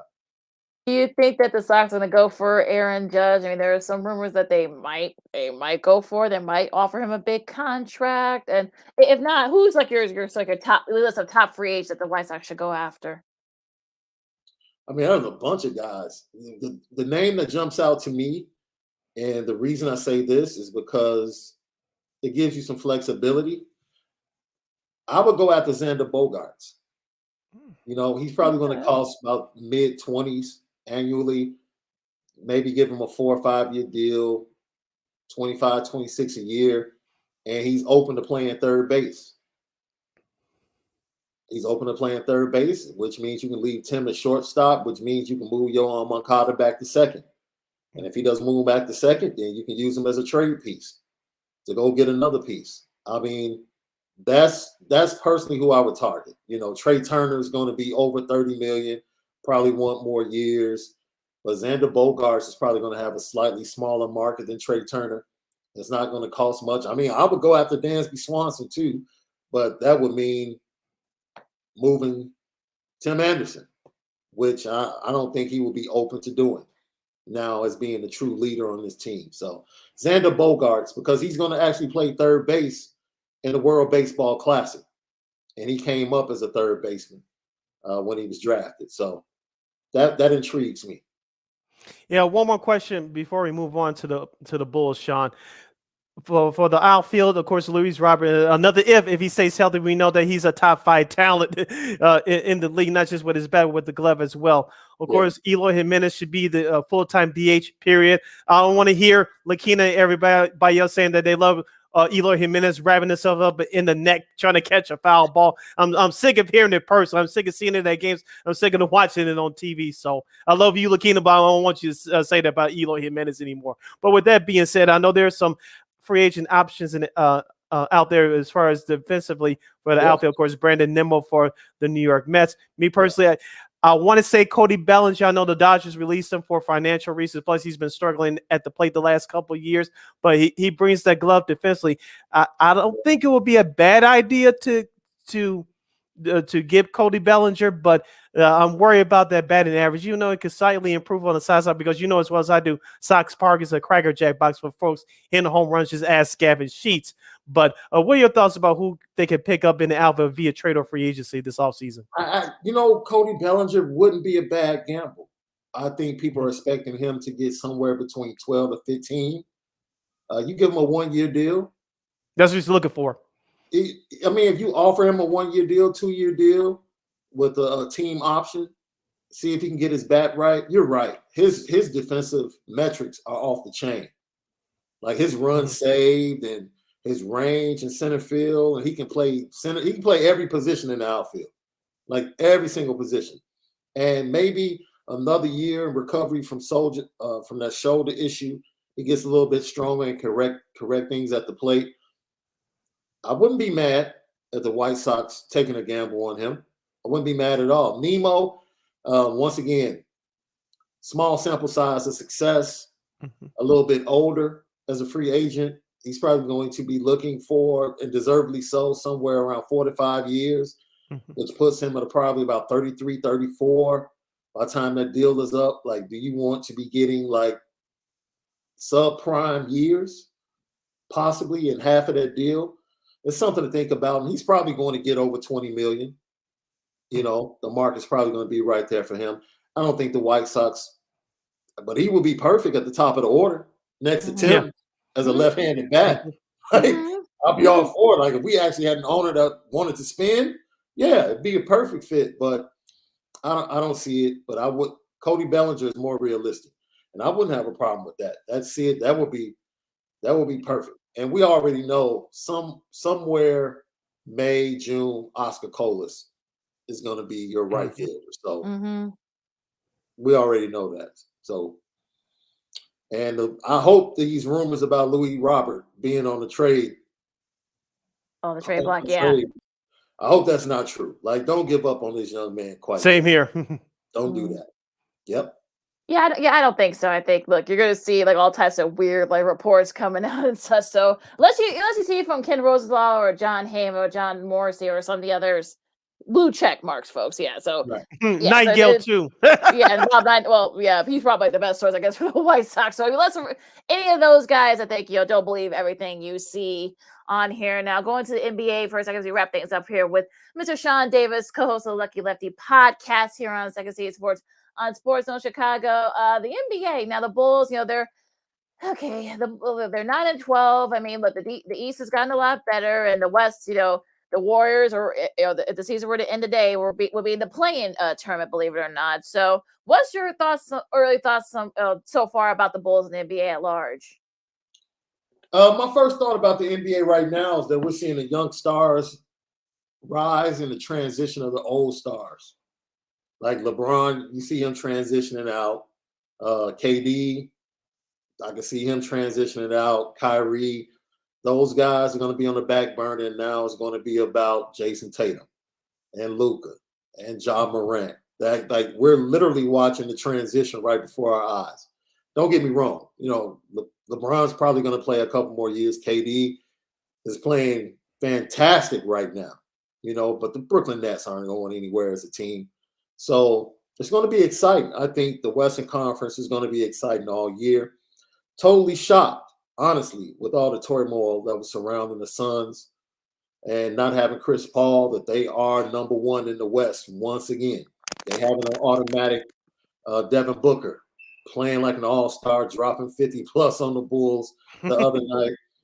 I just think it's an exciting time. You see youngsters like Paulo Banchero for Orlando, and just the way he plays, he's going to be a stud, and a linchpin for that organization moving forward. So I think we're seeing the young stars kind of rising to the top of the NBA and being the new faces of the league, and some of the old guard having their last shots to really have power. And I think Golden State, eventually they'll be dangerous in the playoffs. I don't know if their defense can get back to the same level. And I think their defense, kind of deteriorating is connected to Draymond Green. Just, you can see the physical wear and tear. He's not the same player. And he pretty much was the spearhead of that defense for them. And then for me, the Bulls. I'd just like to point out that the Celtics and what they're doing with Jason Tatum and Jaylen Brown and Malcolm Brogdon was a fantastic pickup. Even with the new coach, is really impressive. Everything that they went through off the court leading into the season, for those players to be locked in and to get better as a team, thoroughly impressed. You have shockers like the Pacers. The Pacers have, young, long, talented, can really shoot the three. Even when they played the Bulls and they came to the United Center, that was a fantastic game. Fantastic fourth quarter game. So the Bulls, for me, missed opportunity. And it was just injuries, man. Just unfortunate injuries to Zach and Lonzo last year. They were the number one seed. And I thought they really would have at least gotten to the Eastern Conference Finals if no injuries had taken place last year. And the injuries continued. At first, we thought Lonzo would be back by the start of next year. Now that's being pushed back. Reports are it's not looking good once again. We only have DeMar for another year after this. Vooch is a free agent next year. Zach is still trying to come back from his procedure. It's to a point now where you have to think about, man, do we blow it up? Do we trade DeMar? Do we trade Vooch at the trade deadline? Because at this point, it's a struggle to see if they're even going to be in the play-in. It really is. And I don't know, because things as they were constructed last year really looked like for the next couple of years, the Bulls are really going to be a contender in the East. And we just haven't seen it. We haven't seen growth that we thought was coming from Pat Williams. Kobe White, is who he is. I don't know. It's just a stagnant place to be for that organization, a place of stagnation. And I really don't see a way out. I really don't. Other than, making some moves and taking a step back to go after Giannis in free agency, which has been linked to the Bulls for a long time now. All right, that's been our guy, Mr. Shaun Davis. You can catch him as the co-host of the Lucky Lefty Podcast with co-host Mr. Malik Zaire. You can get that podcast wherever you get your podcast. You can follow him on Twitter at SD2Mics. Once again, the SD2, the number 2, Mics, M-I-C-S. Shaun, as always, thank you very much for joining us. You keep up the great work and enjoy Championship Saturday. We'll definitely have you back on again soon. Anytime, guys, man. You guys have a great holiday to you and all of your followers and listeners. I appreciate you guys. Same you too. Thanks. Take care. Thanks, Shaun. Bye-bye. All right, take care. All right, Lakina, that was Shaun Davis, once again, a co-host of the Lucky Lefty Podcast. We definitely gotta get this 2-2 break in. We gotta cool off, but Yes. we gotta come back on the flip side, finish this thing strong. We still got our NFL picks to do. We got some White Sox news to talk about with our girl Christine, and we got some congratulations from her side as well. We won't tell you about that. We'll let her do that herself. I'm Sid. That's Lakina. You listen to the #Football Friday edition of Second City Sports. We're live in living color right here on Sports Zone Chicago. This year, my mom got me the perfect bag for back to school. These colorful binders help me stay organized. These headphones are just what I need for studying. These new sneakers are just what I need for the new year. This jacket is a real must-have. My parents got me the skateboard I wanted. It's pretty cool. These scissors really come in handy in art class. These colored pencils, too. These new socks, they can be a real lifesaver.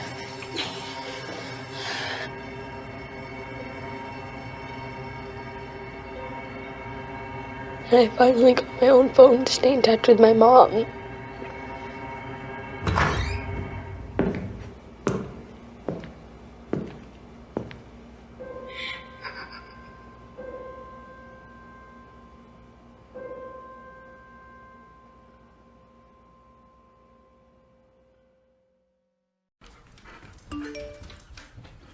Trisha's having a sleepover tonight. Can I go? I wonder about Lucy's friends. What should I say? I know you're only 10, but one of these days a friend will offer you a drink. And alcohol at your age can lead to so many things. None of them good. So can I go to the sleepover? Lucy, I want you to promise me I something. finished my homework. Bigger promise. If there's any drinking, I want you to say, "No thanks, not my thing." Mom. I promise you, your real friends won't care. Deal? Sure. Really? I promise, Mom. They really do hear you. Did you pack your toothbrush? For tips on how to start the talk, visit underagedrinking.samhsa.gov. A public service message from the Substance Abuse and Mental Health Services Administration.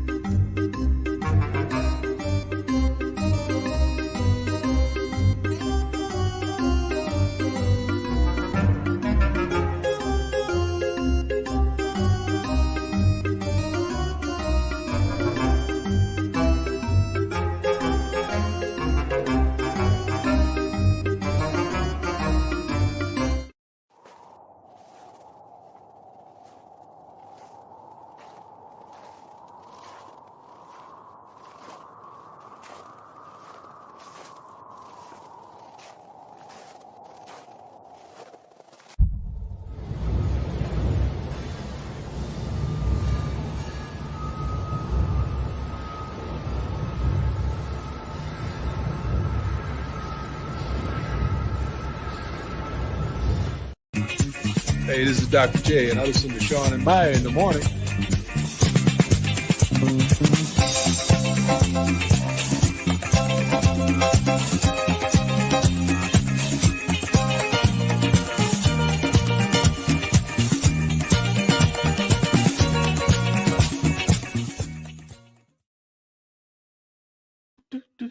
Oh, I'm sorry.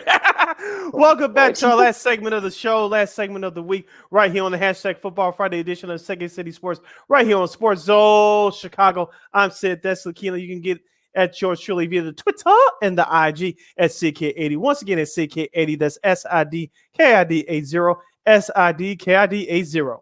You can follow me at Keenan McGee on the Twitter and at Keenan McGee on the IG.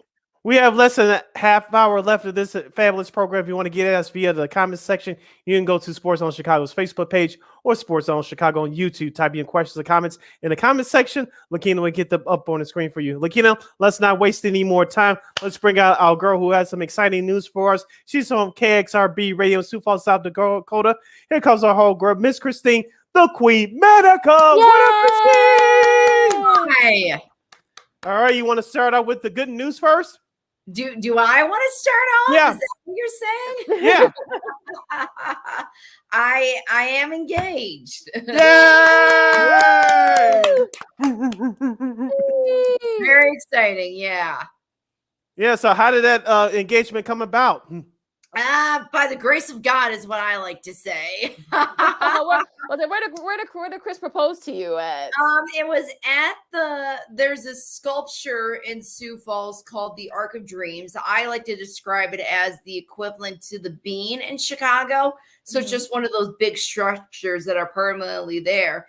And he proposed as we were walking to dinner over there. So yeah. And then the best part was we had all of our friends surprise me afterwards. So it was great.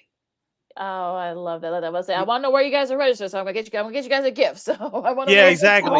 It's a home fund. That's what we decided on. Most of it's gonna be all home fund stuff. Oh, okay. All right. Well, so make sure you send me the link to the. I got it. We're finalizing some stuff now and getting stuff together. So a lot happening. Yeah. So once again, congratulations from us here in Second City Sports. You and Chris are perfect match. So, like you say, take your time with that stuff. Don't Yeah. get in on each No other's rush. nerves Just say- too much. You guys will be fine. Yeah. Get on his nerves just by giving him the honey to-do list every time I go to work. Well, see, there you go. See, he still likes doing it. Yeah. So, like I said, just let us know the details and such. You know, we'll send you, gifts and whatnot. So yeah. Jeez. But like I said, just take your time. No rush. Take your time doing all that. I mean, you don't want to overwhelm yourselves too quick here. Now, going into back to business here, we'll get to the week 13 picks. Okay, so didn't have a good week the week before during the Thanksgiving week. Christine, you and I both only had 7. Sid had 9. I had 8. Check your math, Manika. I gotta do my math again. Oh boy, I gotta do my math again. Wait a second. Hold on.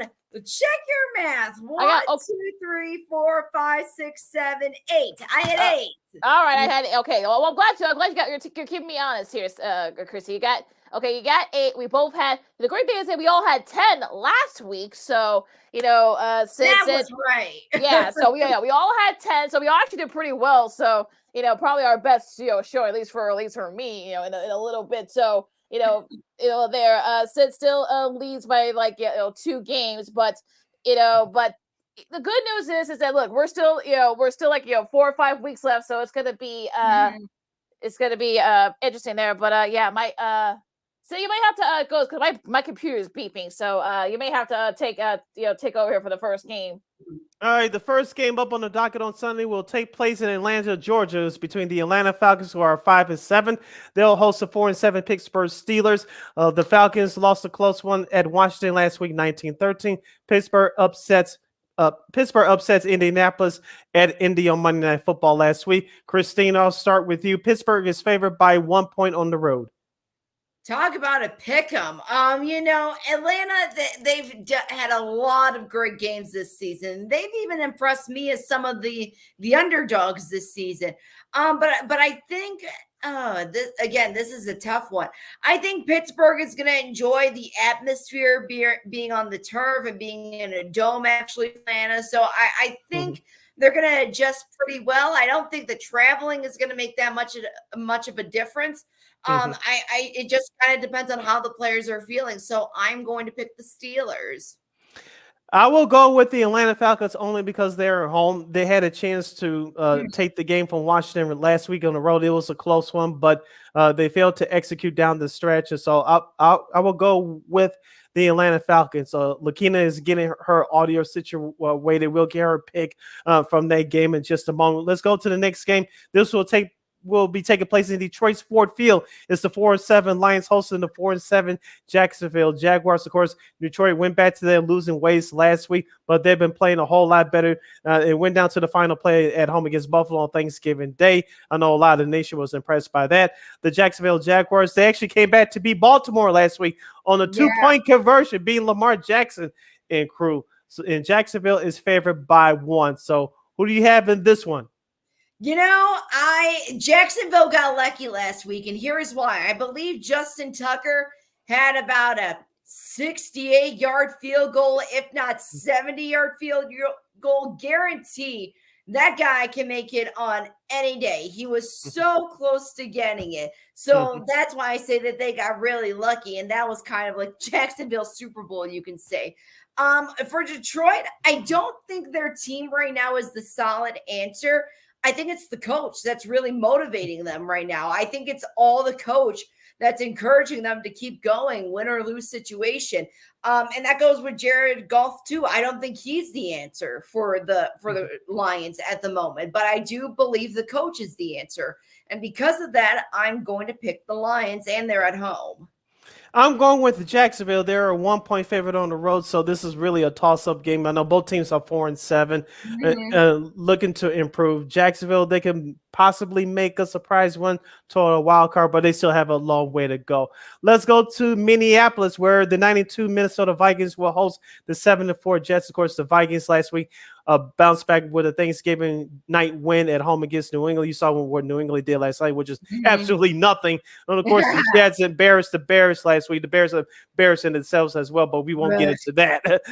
The Minnesota Vikings are 92. The Jets are 7-4. The Minnesota Vikings are even 3-point 3-point favorites, minus 3-point favorites at home. Who do you have in this one? Well, the Jets handed it to the Bears last week, and now they're going to get it handed back to them from the Vikings. So I'm going with the Vikings. They've just been a great team. What can I say? The Vikings, they're clearly the top leaders in the NFC North. I think they deserved it. They've had a rough couple of seasons, and Kevin O'Connell has really turned this team around. Another coach that's really motivated them. Again, Kirk Cousins is not the answer. Everybody else on that team is, but not Kirk Cousins. So I'm going with the Vikings. And Kevin O'Connell is probably your front runner for NFL head coach of the year. We'll see how they finish out the regular season. I will take the Vikings as well. I think it's going to be a surprising close one. The Jets will keep themselves in only because of their defense, but they need to get a running game going. I know Zach Wilson is benched for the foreseeable future. Mike White, who started last week for the against the Bears, he'll start for the Jets again this Sunday. I think the Jets will keep it close for maybe a quarter or two, but Minnesota should pull away here at home. Yeah. Which might I add, Mike White, really quick, had more passing yards than Fields, and he's a second stringer. I'm just saying. Go on. Facts. Next, let's go to New York City, i.e. MetLife Stadium in East Rutherford, New Jersey, where the New York Giants, who got embarrassed in the second half by the Dallas Cowboys last Thursday on Thanksgiving Day, they're 7-4. They will take on the surprising 7-5 Washington Commanders. Washington is a 2-point favorite on the road. Who do you have in this one? This is my toss-up game, and here's why. Taylor Heineke has really turned that team around. I've said it before. I've harped on this. Carson Wentz is not going to be a starting quarterback after this season. He's just not. His time is past. Now more so than ever. And I think Taylor Heineke pretty much has secured his job with Washington for the foreseeable future. The Giants, I'm picking them just because it's a home game for them. And they've had a couple of down moments, but I've seen this team. I believe in this team. There are a couple of local Chicago kids on the Giants. Example, Julian Love. He's a Nazareth kid, and now living the big NFL dream. So I got to go with the Giants, mainly because they're home. Okay. That's not a bad pick there, but I'm going to Washington because they're on a hot streak right now. They got away with one against the Atlanta Falcons last week. As I said before, Taylor Heineke, who was their quarterback a couple years ago when Washington last made the playoffs in 2020 before losing to Brady, he's been playing well right now. Their rookie running back Robinson, he had over 100 yards over 18 carries last week. Their star wide receiver Terry McLaurin started to show his form right now. So in Washington's defense, they haven't had all their healthy bodies back yet, but they've been playing well. So I'm going with Washington on the road here. So we're split there. We'll get all of Lakina's picks hopefully when she returns, if she gets her audio situation ironed out. Let's go up north to Philadelphia, where the 10-1 Philadelphia Eagles will host the 7-4 Titans. Philadelphia is a 4.5 point favorite. I'll say this before I give out my pick. This is not going to be as easy a game as people think. I'll leave it at that. Christine, who's your pick and why? No, I agree. I mean, Tennessee, they're not really the explosive team at what they have been the last couple of years. But I think ever since Derrick Henry has came back from his injury, he's shown that he is coming back stronger and healthier. Unlike some players, when you have an injury like that happen, they're just not the same. And he's slowly starting to improve every single week. But the Eagles got it this year. I don't know what it is. I don't know if it was after their Christmas Carol album that they dropped or what. Jason Kelce, by the way, great voice. I heard him sing a little bit, and he's not terrible, So maybe he has a career after the NFL be dropping his own album or whatnot. But I think the Eagles, they got the momentum. Let's keep on flying with the birds. And remember, I know you're too young to remember this, Christine, but Troy Aikman did a country album back in the day, back in 1992. So Google that on YouTube when you get a chance. So, yes, but when you're winning, your voice, when you're winning, your voice sounds amazing. When you're losing, no one cares. Just remember that. All right, Lakina.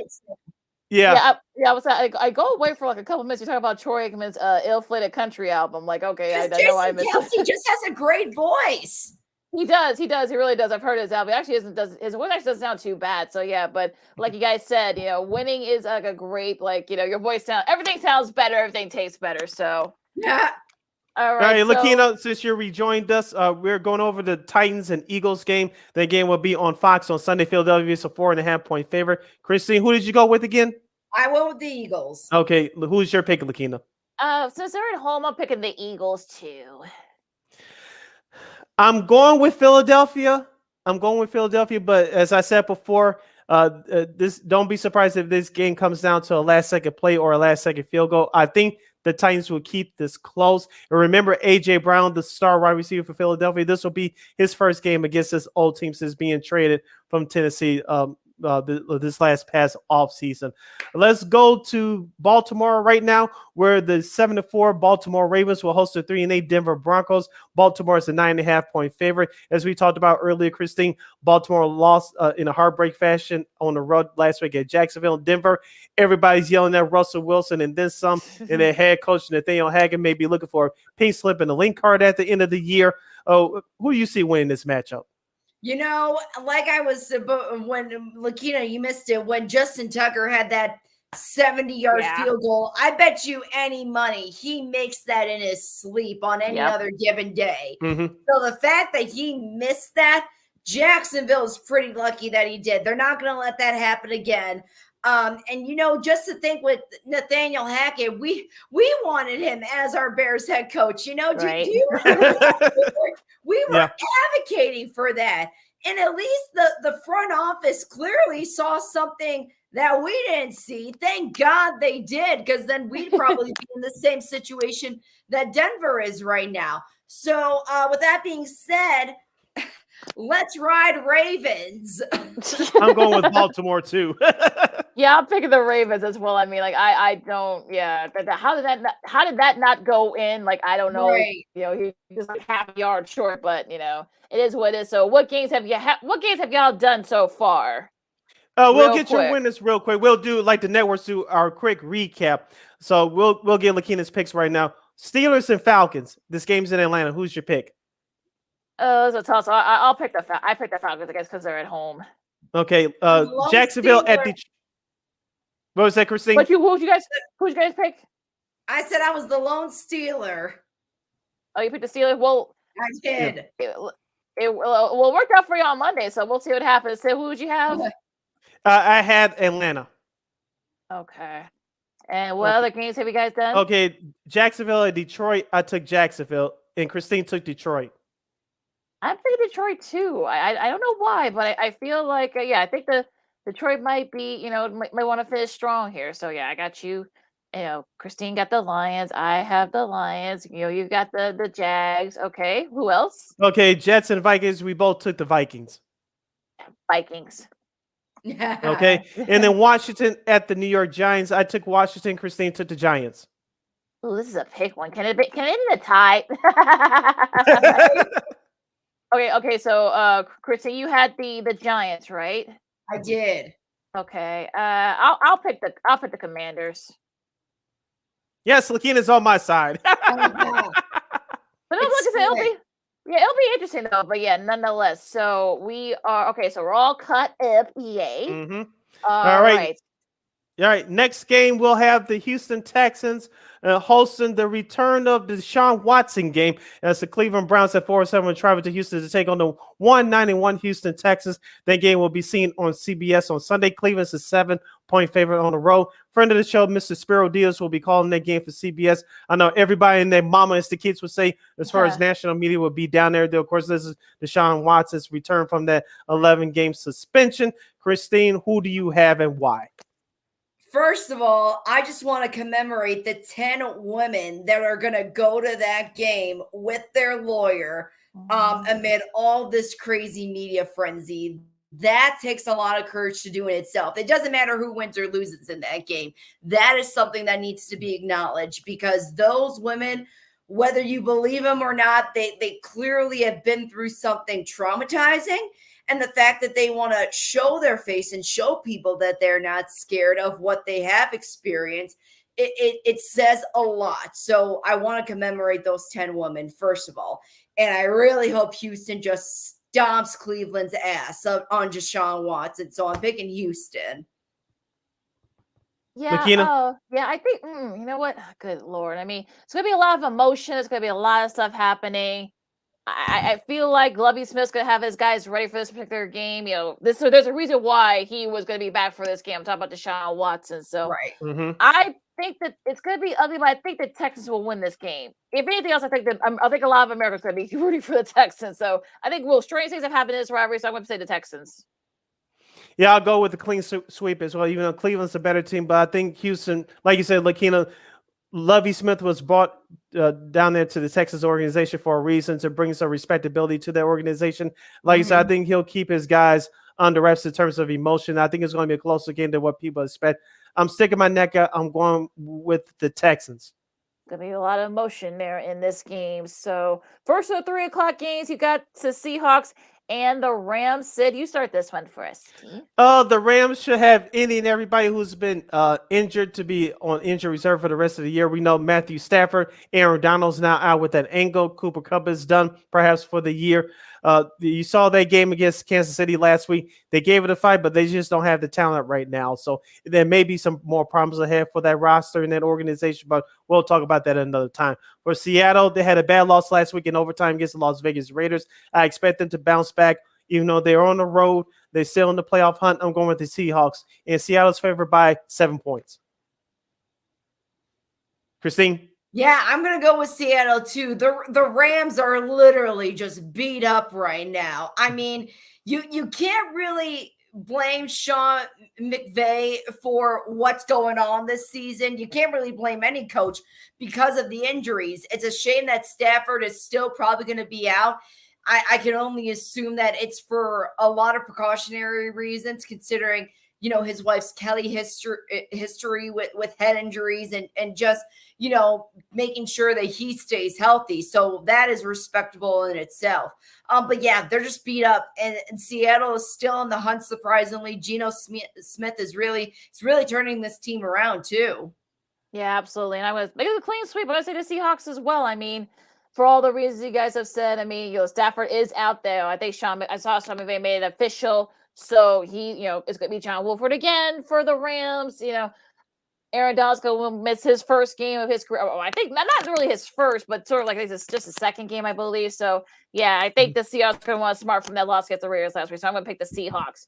Now, the game of the week, you know, not literally, because, you know, Fox only has one single head, so we won't see this game here in the Chicago, but Dolphins and 49ers. Christine, you start this one for us, please. This is going to be a great game. Who would have thought we would have said that Miami and San Francisco was going to be a great game? But you have Tua that seems to have bounced back really nicely from his 2 concussions. You have Tyreek Hill, who's just bringing a whole different energy to the Dolphins organization. But then again, the 49ers are stacked. I like to compare their roster right now to how Miami Heat was when they had, you know, LeBron, Bosch, and Wade on there. I mean, this is like the whole trifecta effect for them. So I think I'm going to stick with the 49ers because they just have that strong offensive line and a solid quarterback in Jimmy G. So I'm sticking with them. The 49ers had a shutout last week against a bad Saints team. And, of course, the Dolphins did what they did against a bad Houston team last week. But I'm still worried about Miami's defense a little bit. I know the Dolphins offensively can put up points, but I think their momentum is going to stop right here. And plus, I got San Francisco defense as of right now starting in my fantasy league as we start out the playoffs in my league. So with that being said, the 49ers are on the roll. I'm going with San Francisco because they're at home and they're the slightly better team, especially defensively. Yes, and I will be watching this game live via this computer screen, Lakina, and via NFL Red Zone. So I won't be missing out on this game entirely. Oh yeah, we just lost in Chicago. Regular TV won't be able to see it because of the Bears game. Yeah, unfortunately. So yeah, the Fox right. This week, so. Right. Too bad the Bears. Too bad the NFL can't let Fox 32 bump out the Bears game for this 49ers game. This is not a doubleheader, but that's a whole nother issue. That's a whole different story. But yeah, right. Yeah, I saw folks on Get Up. You know, a couple of them did pick the Dolphins, which I'm like, wait, have you seen the Dolphins defense? I mean, like, have we seen it? But yeah, I think Jimmy G is getting better. The defensive guys from the 49ers are getting healthy. So I'll pick the 49ers. I think It's going to be close, but I think 49ers will do just enough. I think they'll make the big play on defense to kind of go away there. Now, a rematch of the AFC Championship game here. You got the Chiefs and the Bengals. So Jamar Chase is back for the Bengals. This could definitely help a little bit. This could be a points thing. That O-line for the Bengals, but I think because they're at home, I'm sticking my neck out. I'm picking the Bengals. For some reason, I feel like the Bengals, they're getting hot at the right time. Jamar Chase is back. The O-line is getting a little bit better. They haven't sacked, they haven't let Burrow get sacked too many times. But yeah, I think the Bengals will win this game, I think. They suit Jamar Chase. I have Cincinnati too. Don't forget about Joe Mixon in that running game. And Sammy P. Ryan, their backup has been showing up for the last couple of weeks for that Bengals offense too. The Chiefs are 2-point favorites on the road. Kansas City, they basically sleptwalked through that game last week against the injured LA Rams. I still don't trust the Kansas City's running game. Their defense has been okay, but it's just like Christine said earlier, it's just something about them that I just cannot point out. And it has nothing to do with them not having Tyreek Hill on that roster anymore. As we told you guys, they'll have Evan Flows with that team throughout the season. Right now, they are 9-2, but have they really impressed you to be that dominant? They haven't impressed me. It's going to be a close game, but Cincinnati, because they're at home, they should win this game. And plus, I have Joe Burrow as of right now starting in my fantasy league. So, that note. Last year, I remember it was this game, Kansas City and Cincinnati, and I remember picking Cincinnati just because they were the stronger team than Kansas City. This time, I'm picking Kansas City, and this is why I'm doing that. For the most part, Mahomes has been very consistent. He's done a couple of stupid interceptions. For example, throwing in the end zone to, I believe it was the Chargers a couple Sunday nights ago. And it's just silly mistakes like that. But other than that, he is a solid quarterback, probably in the MVP conversation. If not, now he is. And I just think right now Cincinnati is not that team that I saw the last time I picked them over. Yes, Jamar Chase is back, but again, you got to always wonder with those top players, those superstar players, after big enough injuries like that and so much time off, are they still going to be the same players as they were before the injury? Is it a possibility that maybe he could re-injure himself again? So you always have to have that in the back of your mind. And when I was watching the Rams and KC last week, even though the Rams were injured, I mean, Travis Kelce, he's just a big guy. Like you cannot tear that guy down unless you want to grab him by the ankles and say, I'm going to take you down, because that's how big of a player he is. So for that reason, just because consistency-wise, I'm going to go with Kansas City. Should be a good one, though, nonetheless. Should be a good one here. I mean, people thought this was going to be this early this year, but yeah, the Chargers, the Raiders, and the AFC West. City, you start this one. I know the Raiders are 4-7. The Chargers are 6-5. The Chargers got away with one last week, beating the Arizona Cardinals by a 2-point conversion at the end. So they're still hanging in the race. The Raiders are playing a whole lot better. Josh Jacobs is running the ball hard for the silver and black, but I'm going, and the Raiders are a 1-point favorite at home, by the way. Remember, these two teams played a great game last season, in which the Chargers stepped on their own 2 feet and missed the playoffs instead of going for a tie, but that's a whole nother issue. But as far as this year's matchup is concerned, I know the Chargers dominated the Raiders opening week of the season. I don't think it's going to be the same story, but I think the Chargers will come out with a victory, but another close one. So I'm going with the LA, or as we call them, the San Diego Chargers of Los Angeles on this show. Christine? The last 2 weeks, I haven't picked the Raiders. And they've been winning. Yeah, I picked them so many times at the start of the season that they just kept on breaking my heart and disappointing me. I just went away with them. And now all of a sudden they're winning. So because I'm a little bit of a gambler and I'm curious, I'm rolling the dice and seeing what happens if I don't pick them again for the third week in a row, if there's a trend happening here. So with that, I'm picking the Chargers just because I'm curious. Uh-oh. Oh boy, that might not be a good thing. Yeah, I'm picking the Chargers too. I know I'm risking a point there for myself, but there's got to be a method to this madness. If I don't pick them, they're going to keep winning. Well, yeah. Well, the Chargers. I mean, look, they're still right there in the playoff hunt, so they really need this to win this game. I think they remember what happened last year. So, and furthermore, Herbert's he's a solid quarterback. Like he looks really good. So besides me rolling the dice on my own point system here, Herbert's a good quarterback.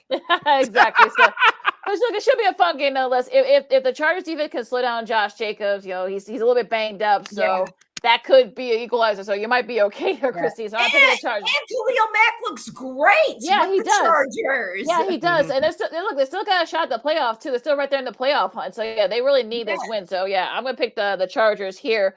Sunday night you got the Colts and the Cowboys. Yeah, I know I'm talking to the Colts played a little bit better since Jeff Saturday taken over as interim coach, but the Cowboys, they're really trying to keep pace, with the Eagles for the top spot in the NFC, not just in the East, but in the NFC in general. So I'm gonna pick the Cowboys. No analysis here, Cowboys.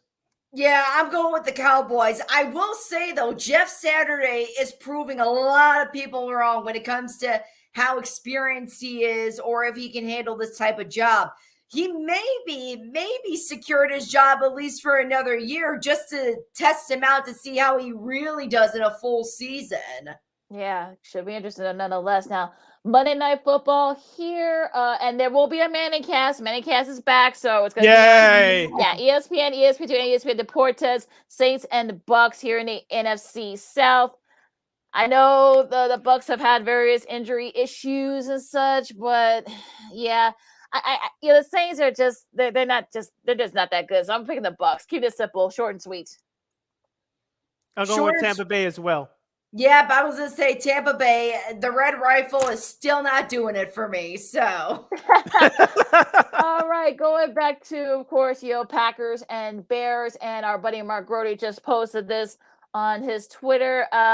Fields was a full participant. He's going to play. Jaquan Brisker is out. Larry Borum is out. So is Kyler Gordon. And also, apparently Trevor Siemian has going to have surgery on his oblique muscle. So, now he's done for the year. So now they had to. Can I start this conversation? No, go ahead. Right. So, look, there is so much that I can say. I brought this up to Sid. Even though Fields wasn't playing last week, Mike White got more passing yards than what Fields has done. And I'm just like, he's a second stringer. How does this make sense? The answer, it doesn't. It just doesn't make sense. Even Trevor Siemian, he threw way more than Fields did. So I don't know what the disconnect between his arm is and what his head is right now for Fields, especially now that Darnell Mooney is out. Mm-hmm. I don't know what they're going to do. I don't know if Fields doesn't trust his wide receivers and his tight ends or whoever to catch the ball, or if the coaches don't trust him to throw. There is something going on there. And if you want to have a franchise quarterback, MVP material, you got to have a guy that does it all, not just running the ball and not just handing it off either. You got to have the whole package. And if Fields, again, I hope he learns from that shoulder injury. If he keeps on running into players like that when he does run the ball, we're not going to have a franchise quarterback. We're not going to have any type of quarterback. So that's my 2 cents. I wish they would have kept Nick Foles. Again, I'm saying that because for situations like this, you have no experienced quarterbacks, guiding Fields at the moment. And Aaron Rodgers is going to play still. Unless they're mathematically not able to win, he said that he is still playing. So you already know that he's going to bring the heat, especially for the Bears. So with that being said, I've lost faith in the team this year, Green Bay. Until Aaron Rodgers has shown me, I was going to say, until Fields has shown me that he can throw the ball, Yeah. Aaron Rodgers can dress up like a mummy. He's still a threat to the Bears. So I'm going with Green Bay. Oh Lord! Yes. Now I got that visual. Now I got that visual of him dressed up like a mummy. Yeah. Brisker's out. Gorton is out. Those are probably the two last of the Bears top defensive guys. They're out. Like I said, coming in. Yeah, and like we said earlier, Sid. I mean, that defense what the Packers gonna be going for feels his shoulder. Mm-hmm. Yep. Don't be surprised, folks. I know people are gonna freak out, but don't be surprised. It's gonna be close, but I'm gonna pick the Packers. I just they're gonna look. There's a reason why generous even thinking that's gonna be close. I'll give them a little bit on that, but Yeah, Packers are 3-point road favorites. Yeah, so the Packers are gonna stick it to them. Yeah. There's the reason why Aaron Rodgers decided to play this week. He's banged up. He knows he can take the Bears one more time. So, that's all I gotta say. And that's our Week 13 NFL picks as you're listening to Second City Sports on Sports Zone Chicago. I'm Sid. That's Akina. It's Christine. I know, guys, we're up against it. We got to close up shop, but we got a couple of minutes left. Christine, I want to bring this up with you. Lakina, I know you teased it at the show. The White Sox released their promotional schedule, at least part of it, for this upcoming 2023 season. Christine, I want to get your thoughts about some of these promotional days. I'll go through a couple of key ones. The 2023 Magnetic schedule presented by BMO, Monday, April 3rd, the home opener against the San Francisco Giants. The White Sox hockey jersey will be given out Saturday, April 29th against Tampa Bay, first 20,000 fans. The first bobblehead giveaway of the season, and this is Saturday night, May 13th against the Houston Astros. First 20,000 fans will get it. Eloy Jimenez, hi, Mom, talking head bobblehead. Assuming that Eloy doesn't get traded this offseason. Right. I was going to say, you're burying the lead there with the Houston Astros now that Abreu is officially there. Yeah, what is your quick thoughts on that? What do you think about that? I am so sad that us White Sox fans and just, Abreu in general did not get a proper send-off, not get a proper goodbye. I don't know about you, but when I saw that video posted on the White Sox social pages, I got emotional because I'm like, gosh, I remember so many of those moments. And I guess from what Abreu said at his first press conference with the Astros, he said that the White Sox did give him an offer.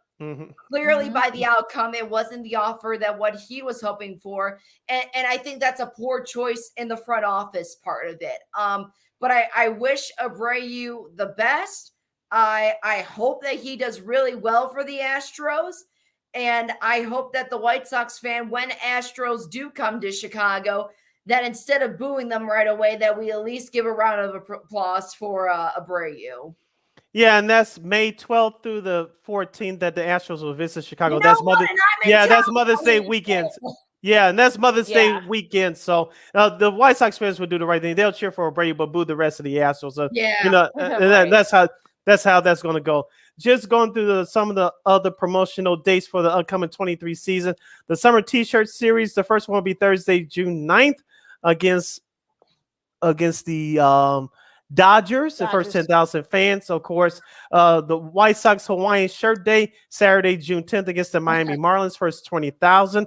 The White Sox basketball jersey will be Saturday, June 24th against the Boston Red Sox, first 20,000 fans. And of course, Saturday, July 8th against the St. Louis Cardinals, first 20,000 fans will receive a Luis Robert bobblehead. He'll be in his White Sox Southside jersey.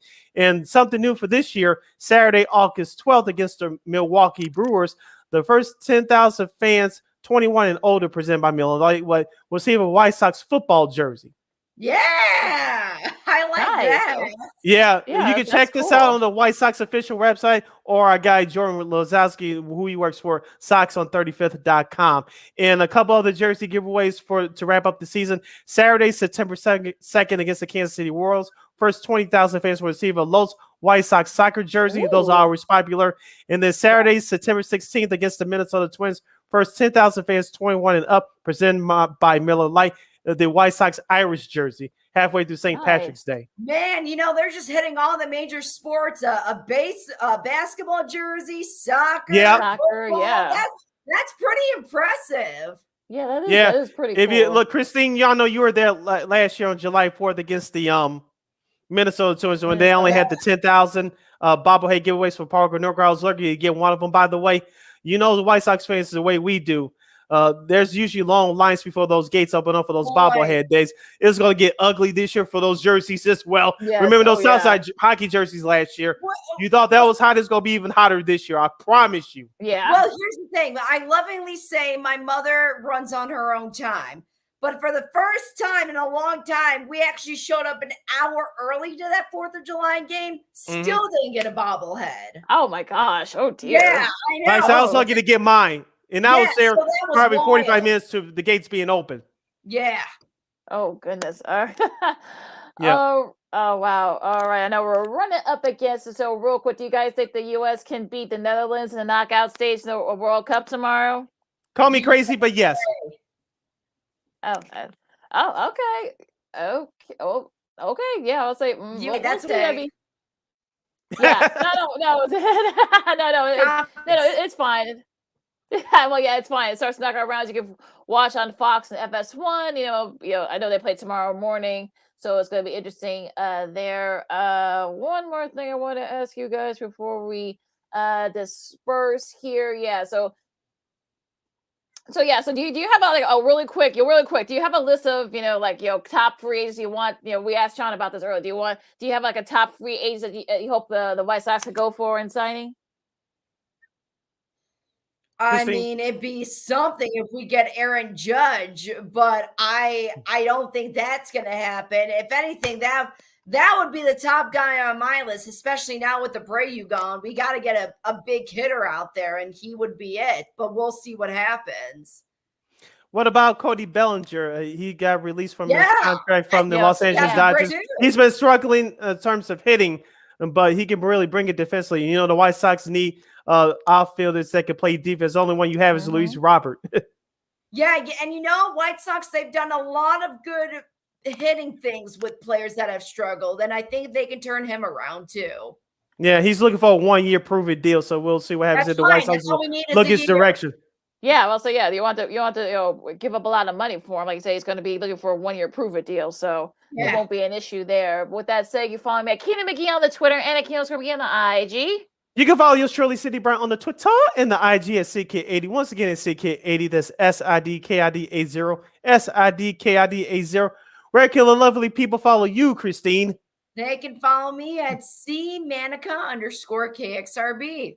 All right, folks, enjoy all the games. You got the Championship Saturday, the NFL, the NBA. Of course, you got soccer starting their knockout round starting tomorrow with the U.S. playing against the Netherlands early at about 9:00 our time, Central Time. So make sure you guys check that out. So many great matches and games coming up this weekend. So enjoy it all. Stay warm out there. If you're not gonna get vaccinated, wash your hands still and be good to each other. And the flu is becoming a big thing again. So wash your hands, wear your mask if you want to. But yeah, for Sid and Christine, I'm Lakina. This has been Second City Sports on Sports Zone Chicago. Oh, and don't forget, you of course Roku TV. You can check out our show, Shaun and Maya. You got the Smoke Fellas coming up tomorrow. Also, What's Up, Cuz. So check us out on Roku TV. Type in Sports Zone Chicago. It's all right there for you. And don't forget War Media. Gonna be listen to the podcast on Google Play, Spotify, everything. So you're all covered there. So stay warm out there, folks. And be careful out there. Don't overindulge this holiday season, and don't overspend. Right, Sid? That's right. I make no promises. Oh yeah, right. You better not hear your almost soon-to-be husband hear that. He's aware. I go out for gifts, and it's a problem. But Okay, don't overdo it. So your holiday PSA for this month. So this was Second City Sports on Sports Zone Chicago, and we'll see you guys next week. Job Bears, I guess. Holla.